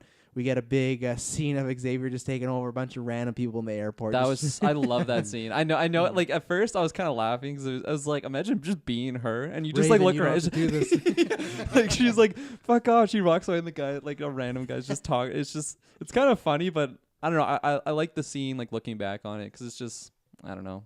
Xavier's back, man. Like his powers, and it's just, especially when he like projects himself like there so she can see him. Yeah. Oh, so good. And then I know I'm kind of jumping ahead, but like when he does the same thing when Mystique's about to shoot Trask, and then he like portrays him, and she's just like, "Get out of my head, Charles!" Like, oh, I love that. I don't know. I loved seeing Charles back. And then ad car, great. It was great. Also just like that, going back to that Xavier like one-on-one, I guess I'd call it. There was one line. Oh God, I had it, and then Not on your notes, eh? Might be actually, because I know I wrote down something for the scene. It might just be the scene in general I wanted to bring up, because I probably didn't think I would forget what they were saying. I thought it was a good scene. Lots of heart. Pretty quiet over there, Kyle. Yeah. Yeah, it was good. Well, Kirkland's looking at that. Thanks for filling in for me, but yeah, I don't have anything in the notes. No, That sucks. Well, that's going on. Magneto is there's some they have a time conversation with Beast and whatnot, and that's just more time travel stuff. Whoop-de-doo. Then we go out and jump over to Magneto, who he's on a rage. He goes and lines all the Sentinels with metal. That I can agree with some people. The logic there doesn't really. He could control them, but the whole computer system. But whatever, you just go with it. And then he's on a tear. He's getting his helmet back. He gets a nice little shout X2, and he goes in that safe. He has the two metal balls floating around. That was great. Such a great callback. Yeah. Also, when he gets the helmet back, I remember when we watched this last movie about when he uses like the wires to pull the helmet off of Shaw, and I was like, why didn't he just use his metal powers to do it? I had to bring it up because I remember when I saw that, I'm like, aha. Yeah, but I guess you could argue maybe it's not the same helmet, you know. Oh, I know. Well, that's a stretch. It is, but he has that. Sebastian Shaw had a helmet, and then he had that red helmet that we never. I guess that we never saw. Oh, I agree with you. It's complete bullshit. But I like your explanation though. We have that red helmet that we never got to see in this movie with the antennae. forks, and then we have this. I know we didn't get to see the same outfit, but when he has that like purple style outfit, I know I'm jumping ahead again and just getting not that excited far, over but here. it looks great. It looks so good, and it's just like it's made for him, like just like how it covers his muscles and everything, like it just looks like that's the one suit for him. It just it looks so great on him. It's the right combination of cloth and armor, and I like the cape he has where it's kind of a diagonal cape. It's kind of, I was gonna mention that too. a little wavy. It's almost like a shoulder cape, like the way it's designed, even though it is a full one.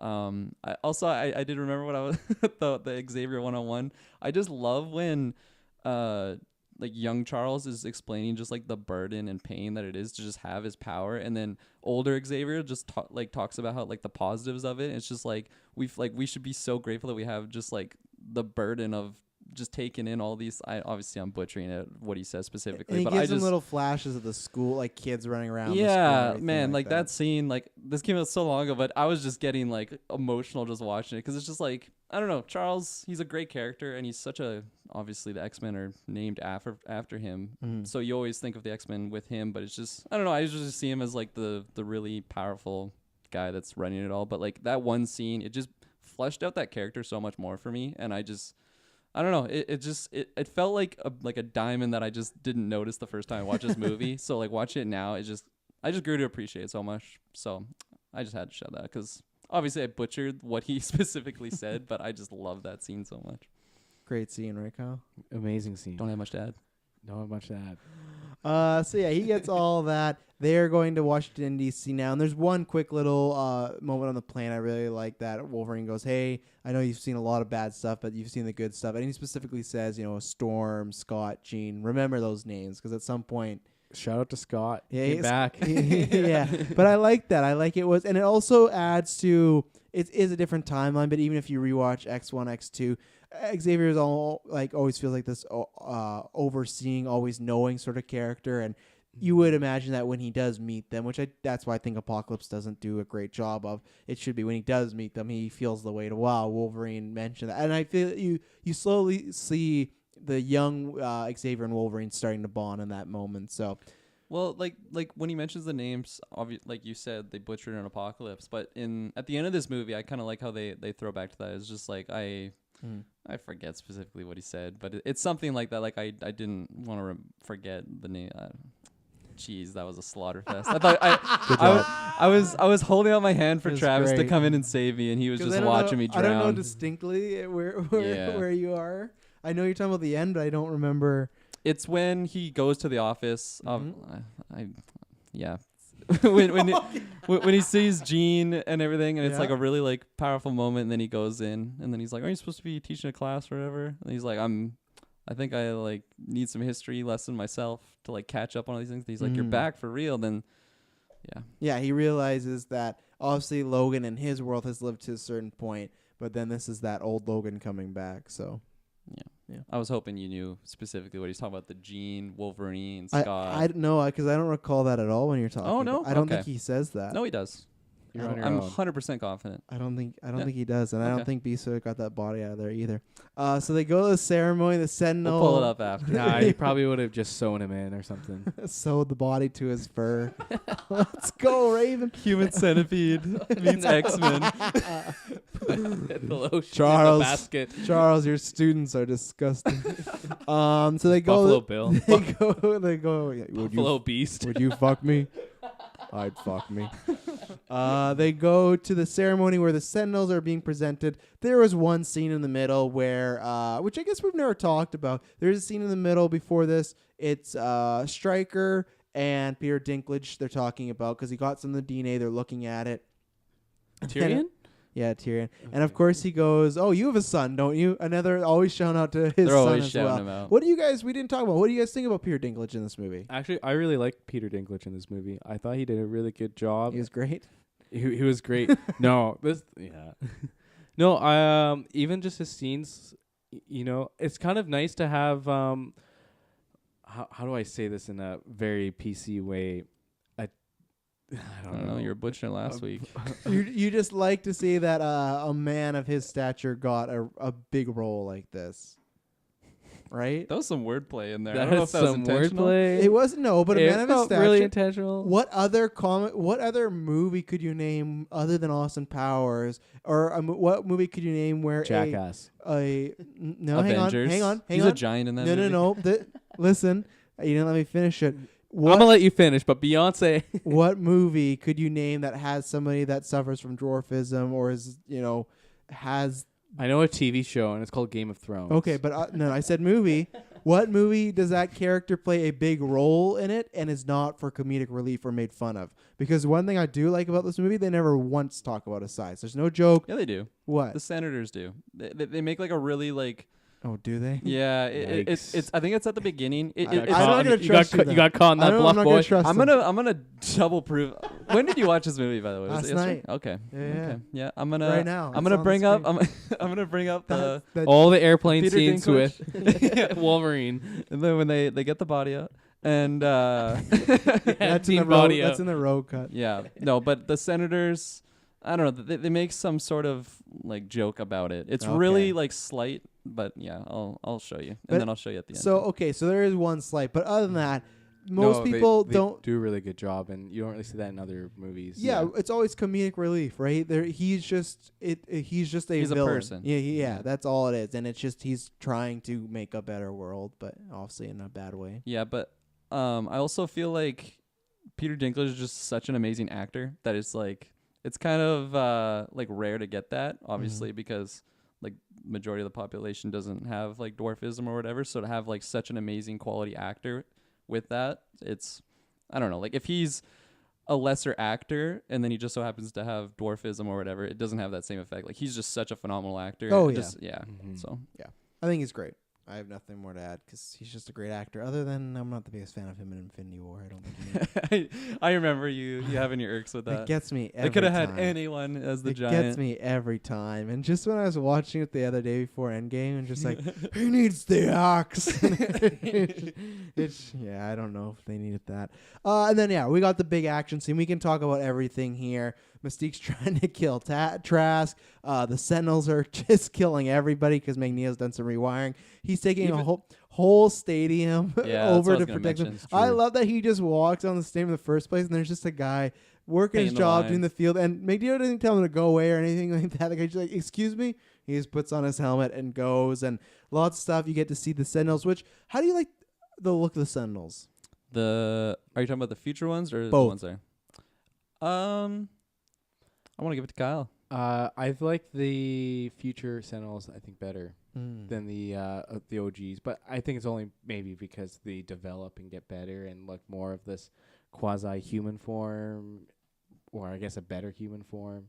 Well, the future in ones the definitely future. have Mystique's brain fluid and spinal cord. That's They got for every sure. they got every fluid known. So would these Sentinels have her DNA, No. or they're just the 70s one? yeah, they're No, they're not just yet. robots. That's why they still have the metal. No, it's plastic. No, plastic. they just have some. These ones something have that- metal. Yeah, something. Well, Which still doesn't really make any sense because if they're computers, they would have metal in them. Well, and they when had they some sort start of firing conductive- off rounds of machine guns, Mm. machine gun rounds. Yeah, Don't look too fine with it. yeah.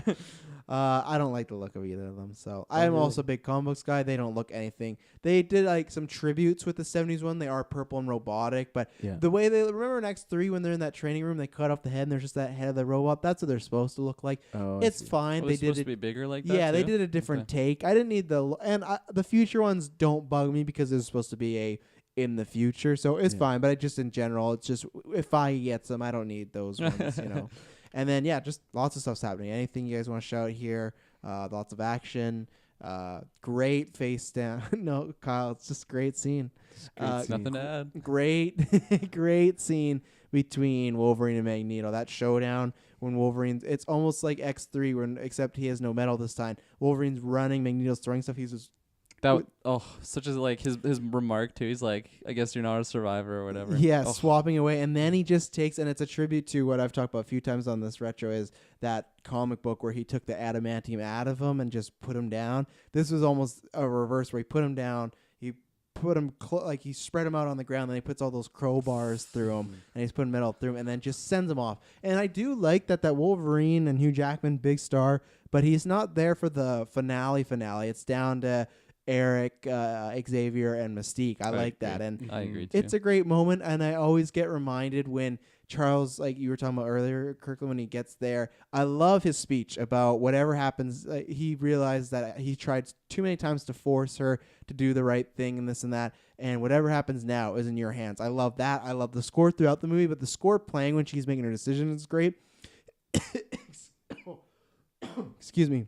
His whole speech with the music always reminds me of Lord of the Rings at the end when Sam is talking to Frodo. It's like, oh, here we are. And they're just showing like Aragorn in the battle getting wrecked and everybody. That was the same thing where he's just like, you got to make a choice. And they just show like Bobby is just getting melted. Is this the one where he gets melted? Because there's two. He gets killed two ways. One time he just got his head popped right off. And then there's one where he gets melted. They all die in terrible ways each time. Yeah, no, 100%. Mhm. Bobby gets his head cut off because I remember I was hoping that he would just melt because he's ice. Yeah. But somehow his head pops off. Yeah, and I didn't mention at this point, too, in the present, the Sentinels have found our OG X-Men, and they're taking them out one by one. Correct. They threw the plane at them, exploded it. Unfortunately, a shard hit Magneto, so he's dying, too. So everyone's dying. It's not looking good, and Xavier makes that speech, and Mystique has to make the choice, and then she chooses to not shoot Trash. She shoots Eric in the neck, who Eric gets up very easily from getting shot in the neck. And he's just chilling with his neck wound. So shouts out to him for his pain tolerance. Goodbye, Charles. Yeah.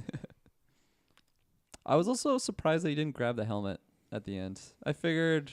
Yeah, he should have. Yeah. Yeah. It's always a good thing to have. You never know. Yeah, no.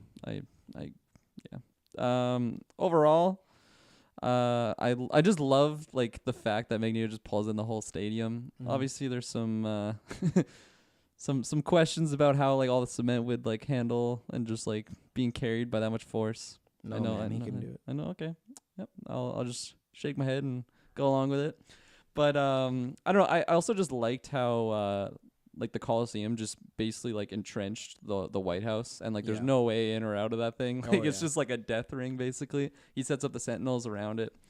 Again, it poses the question as to how he's like choosing the Sentinels to like, I don't know, like scan for people. Do while- what you were made Yeah. to, but it's like you don't know.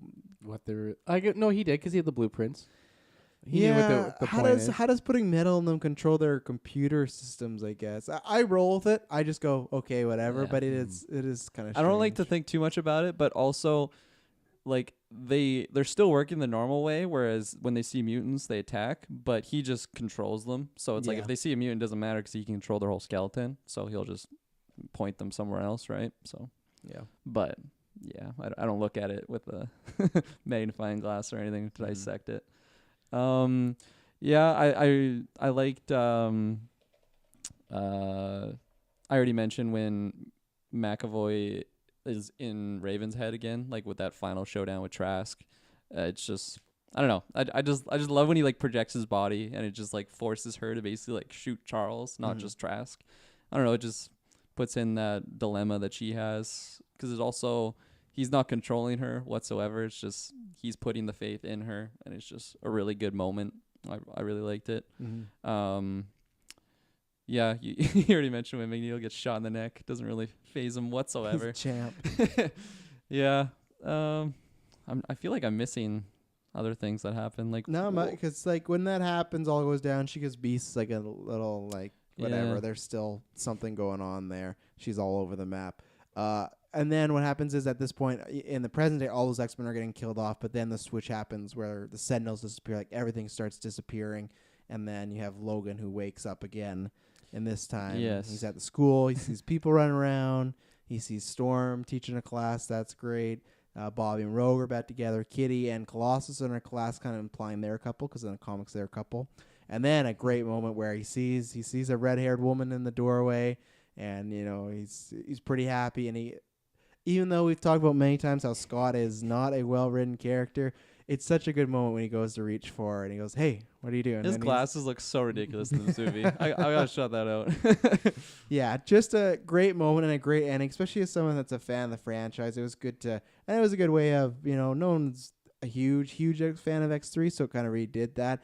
I'm always bummed. I get why they didn't do it. I wish we actually did get one more movie with the OG cast, especially after this. I thought it was a nice setup, but it's fine. They kind of send that off in Logan, but I think it's a perfect ending, this movie, of everything going right. Agreed. Great. I'm a man of many words on this final Apparently. battle here. Yeah.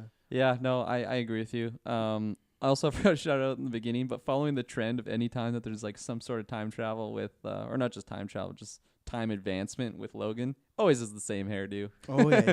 Like he didn't Get a have. little gray. I know, yeah, but like his haircut is just like it's the exact same. So it's like, yeah, I like it. Yeah.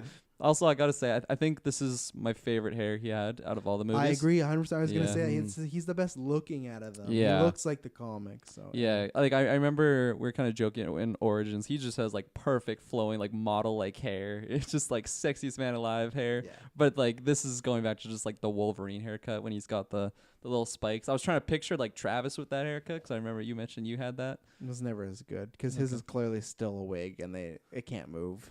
Oh, is it a wig? Okay. I think So it's is a wig. Travis's hair actually. Yeah, it's a wig or has wig placements where like the spikes and things will be glued a certain perfect way. Okay. Where Yeah. don't worry, trust you me, try? I've tried. Yeah, because when you do that if you have that short hair doing that, it just gets when you put that much product in, it just gets weighed down and it'll fall down. So it kind of goes. So the way his is so pointy, they're using some special stuff, but I think it is the best looking one. It just has a perfect flow going on. Yeah. What else do you want to talk about Hugh Jackman? Looking while great you're in this on it? leather jacket. Oh, so many things. We Looking haven't great in even his leather jacket. we haven't even talked about his penis yet. No, and then the other thing is we got a Beast cameo as well. I love that. I Threw Kyle forgot off. to make a note about it though, but I especially since I have my irks with Sorry, what's the actor's name? The Nicholas Holt. Nicholas Holt. Do I die in the future? You do. Yeah. But that's not this future. It He's doesn't like, have to but we be. can fix that, right? Yeah. No, I just love that they brought him back, especially like, was it? I didn't really get a good look at him. Did they just like CGI'd in there, or was it actually him? No, it was Kelsey Grammer. I have some trivia. He was supposed to be in there a little bit more, but he was filming a Transformers movie. So when they did reshoots, they brought him to do that. I'm glad they did. He really wanted to do that because he was a big fan of that character, and it's such a shame we didn't get more of him. Yeah, just that one movie. Yeah, I loved him. Hey, you cherish it more. Oh boy, Kyle. And then the last scene, which I hate, is you have them. They find Logan in the water in the past because Xavier's saying what happened, telling the new present / future, and past. And Stryker, for some reason, Mystique is Stryker. I don't know why they made that choice, and they never explain it in Apocalypse. So you just kind of assume that, okay, so for some reason Raven put Wolverine in the Weapon X program and is just a terrible person. They never, in Apocalypse, it's just one line of Stryker being like, remember those times you were like impersonating me? I remember those, and I'm still not a fan. And it's like, okay, so it was I just think, I have trivia notes. Maybe I didn't put in the trivia, but they did that because they didn't want it to be a sad ending. But then to me, it's just don't put the scene of Stryker finding him. Just leave, or just reverse him where Stryker finds him and then go in the future, because we know he's gonna get the adamantine. That's not a sad scene. To me, it's a cool setup of because Beast explains at one point when in the time travel, I skipped over, but it is fun where he says time travel is like a river. You can throw a pebble and there's ripples, but eventually the stream corrects itself and it all goes that way. And then Xavier says, I don't believe that theory, and that's where it flows one way. But and it corrects itself eventually. Sure, yeah. Yeah, because the point is, what I'm trying to get to is, and then Xavier says, I don't believe that. So they're both proven right, because Xavier's way is, well, they prove Mystique can change, and you can throw a big enough rock that would change the tide or whatnot forever. But to me, Logan's was still the same thing until it's still the same, but with Mystique being in there, I don't know why she's there, but it shows that no matter what, they changed all this stuff, but at the end of the day, he's always going to end up going through that program and going through a terrible time, So I don't think they added some sort of twist of Mystique behind it. I never understood. I was not happy with it whatsoever. Yeah. Like, first time I watched it, I don't remember him being Mystique, so I remember it better that way, because, like, I guess I understand they didn't want to make it a sad ending, but at the same time, take it as a sad ending. It's a I movie. Just took it as, that's his future. And if they want to redo sense, Origins, they can. Because it's like he has to get that adamantium, right? So why? Like when I saw the eyes, I was like, it just put a sour taste in my mouth. Like I just wasn't happy with it. It just didn't make sense, because what's Mystique gonna do with him? Like, and they never explain. Yeah, no, it's garbage. Yeah, garbage. Anything else to say about the movie before I get in trivia? End credit scene. In Sabanur, sets up Apocalypse. Yeah. Kyle didn't watch it. No, I did not. It was great end credits. I didn't know it was end credit scene. It was one of those moments that the credits were rolling. I was just like probably looking at memes or something, or like finishing up notes, and then that came on. I'm like, am I watching something else? And then the Apocalypse thing happened. I'll be excited the day Kevin Feige does Apocalypse and we get the real version done right, because Apocalypse, I don't think it's a terrible movie. I'll quickly talk about when we get into rankings, but it's not. Apocalypse is he's a Thanos level big bad for the X-Men, and he's not treated that way, and he's not a guy you kill off in one movie. So that's what I was gonna say. Like the Kevin Feige MCU, if they get their hand, like the Thanos tier villain, I think of like Apocalypse. So that's. Ooh, I'm gyrating. Hopefully. Let's get in some trivia. The filmmakers decided the Days of Future Past storyline because it would allow the filmmakers to reconcile any continuity to, problems within the X-Men film universe. And the time travel element also allowed actresses and actors from 3 movies and First Class all appear in the same movie together. So I like that it wasn't some bullshit reason. They're like, we know we got to fix stuff. And we also just, because this was also after Avengers. So to me, this was, I remember, their version of they're putting all these people together, right? At the end of the day, it was really just Xavier, and then Wolverine with Jackman and with Xavier with Xavier? Yeah, old Xavier and young. And then other than that, it was just Jackman with the other cast. There's no other crossover, but when they announced it, it's like, oh man, they're all going to be No, it's just it's just the few. So, Sir Patrick Stewart and Ian McKellen were performing a touring production of Waiting for Godard when Bryan Singer approached the actors about reprising their respective roles.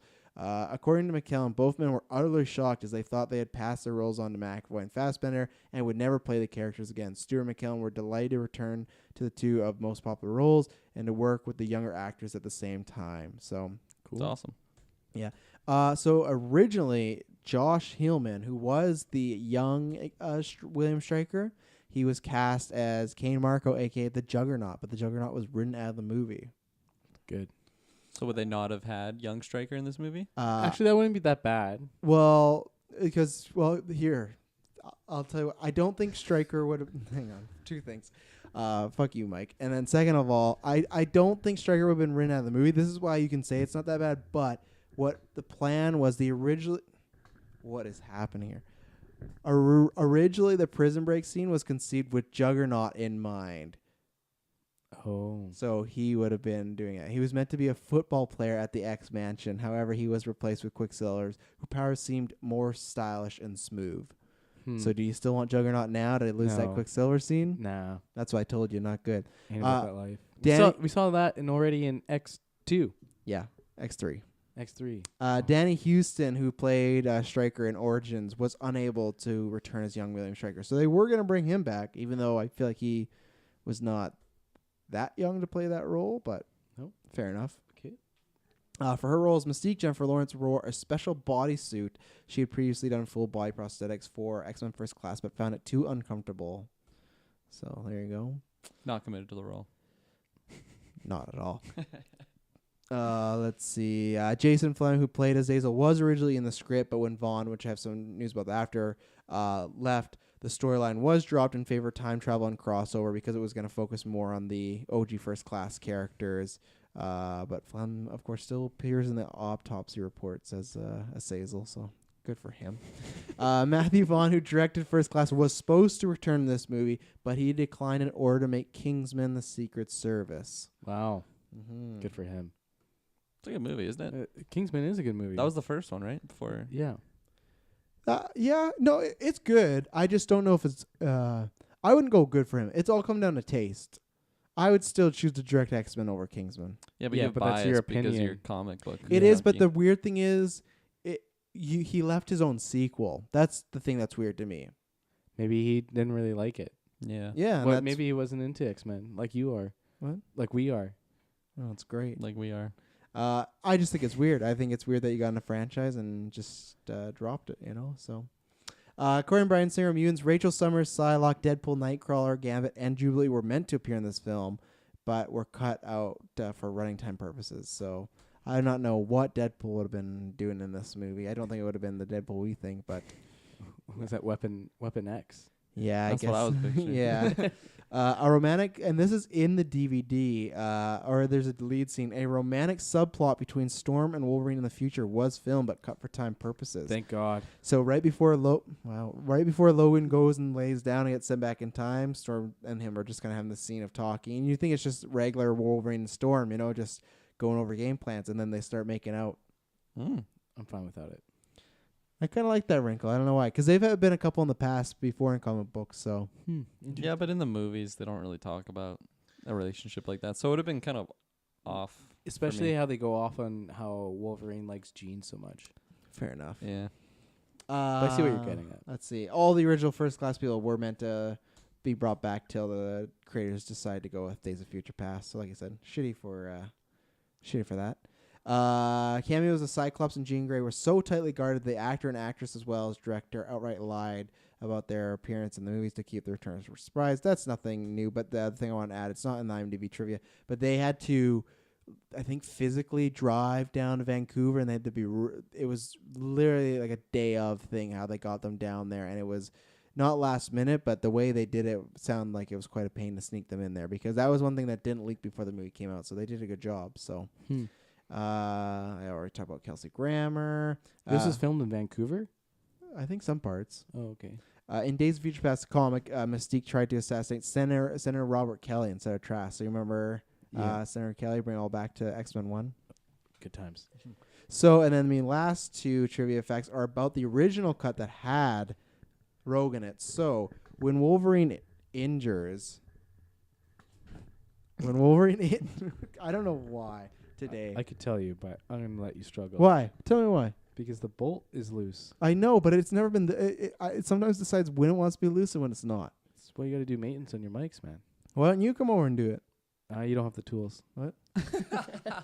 You can bring them. In the original cut, Wolverine injures Kitty Pryde after encountering Stryker, blah, blah, blah. Kitty was bled to the point where she could no longer hold Wolverine. Iceman would reveal that Rogue, long thought dead by Xavier, was actually being held in one place. He never could telepathically locate her, Cerebro. To ensure Wolverine could complete his mission, Iceman, McNeil, and Professor X returned to the X-Mansion, which has been taken over by Trask Industries, to rescue Rogue so she can absorb Kitty's powers. Iceman was to die in the rescue, and the X-Jet has to fight off several Sentinels. These scenes are explained more clearly how the Sentinels are able to track the remaining X-Men. Part of the Sentinels remain on the jet, enabling the others to follow the jet back to China, leading to the final battle. Portions of the sequence appear in trailers. These scenes were fully restored for the extended edition. I think it's a weird... I can see why they cut it, because I don't... Sounds like a half an hour at least. No, it was only I think it was only like 5 to 10 minutes. Really? Still, though, there's like a lot going on that Sounds didn't really like a lot need to going be on, there. yeah. Well, my whole thing is because I've always remembered. I've never actually watched the whole Rogue cut. For me, I just because I heard the scene, and even then again reading it, where so she's locked up in Cerebro, and Xavier thought she's been long dead, but Bobby knows she's being held captive there. It just felt like he got an out to go be with Kitty. You know, she got kidnapped, and oh yeah, Rogue's dead. Kitty's injured? Nah, I don't want that anymore. Yeah, I want something fresh. Or Rogue got saved. So it's just a weird setup. So I can see why they cut it. I think it was tough because they said they didn't want to cut her because it's Rogue and she was an original member, but whatever. He gave her love at the end. You know, Yeah. That was just weird. And then Bobby dies at the X-Mansion too. That's a whole change as well. So. And then the other thing was just also in the Rogue cut before. Let's see. I'm trying to find out a sequence where Mystique. I don't think it gives me the timeline. There's a sequence where Mystique returns to the X-Mansion. Okay, yeah. So after the Paris scene where Xavier talks to her, Mystique returns to the X-Mansion. In the sequence, Wolverine would explain the origin of the Sentinels. Future War, Mystique would have a romantic encounter with Beast, carrying over the subplot with X-Men Origin or X-Men First Class. The scene was cut for runtime purposes. So, and I think that makes sense because it's strange for her to Go to the X-Mansion. yeah, come to the X-Mansion. Then she goes there. Then she still goes to Washington. So Yeah, that is strange. all the cuts were good cuts, I think. I agree. Sweet. Kyle, what are you gonna rate this movie? What do you think? It's a great movie? I think it's an okay movie. You think it's an okay movie? Yeah. Really? Yeah, you know, I think it could be better. There's some things that I didn't really like. Like what? You didn't tell me them. I don't have to tell you anything. Wow. No, just kidding. I really like this movie. I thought it was great. Amazing. Travis is giving me this rolling his eyes like, I can't believe you. Please stop talking.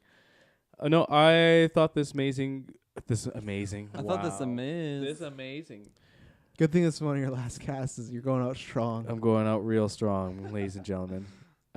This film, it was incredible. It really tied up all the loose ends. I don't for believe me. you anymore now. Any issues that I had before, the X3 or Wolverine Origins, or like kind of like the major issues that we've always talked about and like I've really bitched about on the cast. This movie, like, no bitching at all. I don't really have any bad issues with this movie at all. I think it was a really good, well-rounded, put everything together movie for me. So for a rating, I would give this movie is 9.5 out of 10. Where's your not the perfect 10? Where's the not the perfect 10? Yeah, where's that 0.5? What's the 0.5? What's the negative? You'll find They didn't out. pick up the body. They didn't pick up. No, not you'll find it on the rankings episode. find That on the makes no ranking sense on the movies. ranking episode. They gotta listen to the ranking episodes because Logan for me is a perfect 10 out of 10 movie. But then what makes you can still have other movies that are perfect 10 out of 10s. Like Suicide Squad. Yeah. What is the because this is you can't save your critique for this movie for the next cast. What is the critique? I guess like for me it's just the end. I wasn't Like, it was good, but the end of the movie wasn't the greatest. Like what part in the end? What part of the end? Yeah. I don't know. It's 9.5. That's what it is. Oh wow, just a cop out. It's hard. It's hard to get a perfect 10 out of 10 movie for me. Well, it's not really that hard. Logan is the 10 out of 10 movie for me. But no, it was good. Sorry. Okay. Are you going? Yeah, you go. Yeah, just to piggyback on that, I will give it a 10 because I think it is a perfect X-Men movie in this realm of the X-Men movies. I don't really have any problems other than maybe like an eye roll of Magneto and the Sentinels here and there. I love this movie. It's fantastic. I watch this over and over. Great character moments, great action, but really it's just the characters. They're developing, but also just like we talked about these little moments with Wolverine and Xavier when he has the mind reading. There's lots of good callbacks, and yeah, it's great that it kind of cleans up all the messes, but that didn't really matter now in retrospect that this franchise is over. So yeah, I think this is easily the best out of the whole bunch as far as the X-Men movies of team movies. So yeah, I agree. I think is the best out of all of the movies the X-Men franchise had to offer. It just cleaned up so many questions that we were scratching our head about, like on the previous, just convoluted timelines and just things that didn't link up. It just, I don't know, it fixed a lot of those things. I don't think it was a perfect movie. Like I already said, it's definitely my favorite out of all of them, but there was a few things that just kind of didn't sit right with me, and I didn't just let them, like, they're pretty minor, but they weren't minor enough for me to just forget about them. What are they? I was really scared someone was going to ask. I was about to ask. Because I can't quite remember them. Wow. What is going on? The users can rewind to when I was bitching about a certain part of this movie that I don't remember at this point. The only other issue that I think you kind of not agreed was when we were kind of confused at the first body. time. The body. No, when not the body. When Xavier is kind of just walking around, and maybe at the beginning there, where there's just like... See, that part I had troubles with until Beast explained it. Until Beast explained it, because then it made sense to me. I don't know, I was just reaching. No, I appreciate it, because Travis is not helping me whatsoever. No, of course not. He doesn't ever do that. You guys are grown adults. You guys live on your own and pay rent. I should... I moved home. I should... I literally just moved home. I should not have to hold your hand and remember what your negatives are of a movie. I got to focus on my review. Yeah. I'm going to give it a 9.5. I agree with Kyle. It's, I don't know. If it was a perfect 10 out of 10, I would feel super powerful about that 10, but I'm not feeling super powerful on that 10 right now, so I'm going to give it a 9.5. I guess for me, would I rewatch this movie over and over again? No. No. And why not? No. Why not?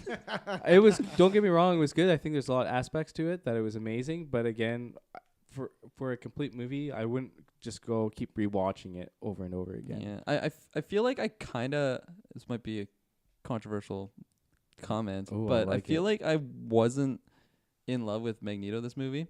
Like I was in First Class, because in First Class, I see that. Like you can understand. Don't piggyback on his negative. Nah. Get your own negative. Well, no, it's like no, that's my 0.5 right there. I feel like Magneto is just like you can understand every decision and just his point of view in First Class, because they kind of explain it. Whereas this one, you understand the goal of why he joins with them, because obviously everyone's fucked in the end, so he's forced to.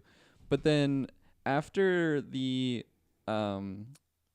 after the Mystique thing happens at the Paris conference, and he kind of just goes after her, and like sure, like there I understand his motives of like that's the simplest way to just finish it.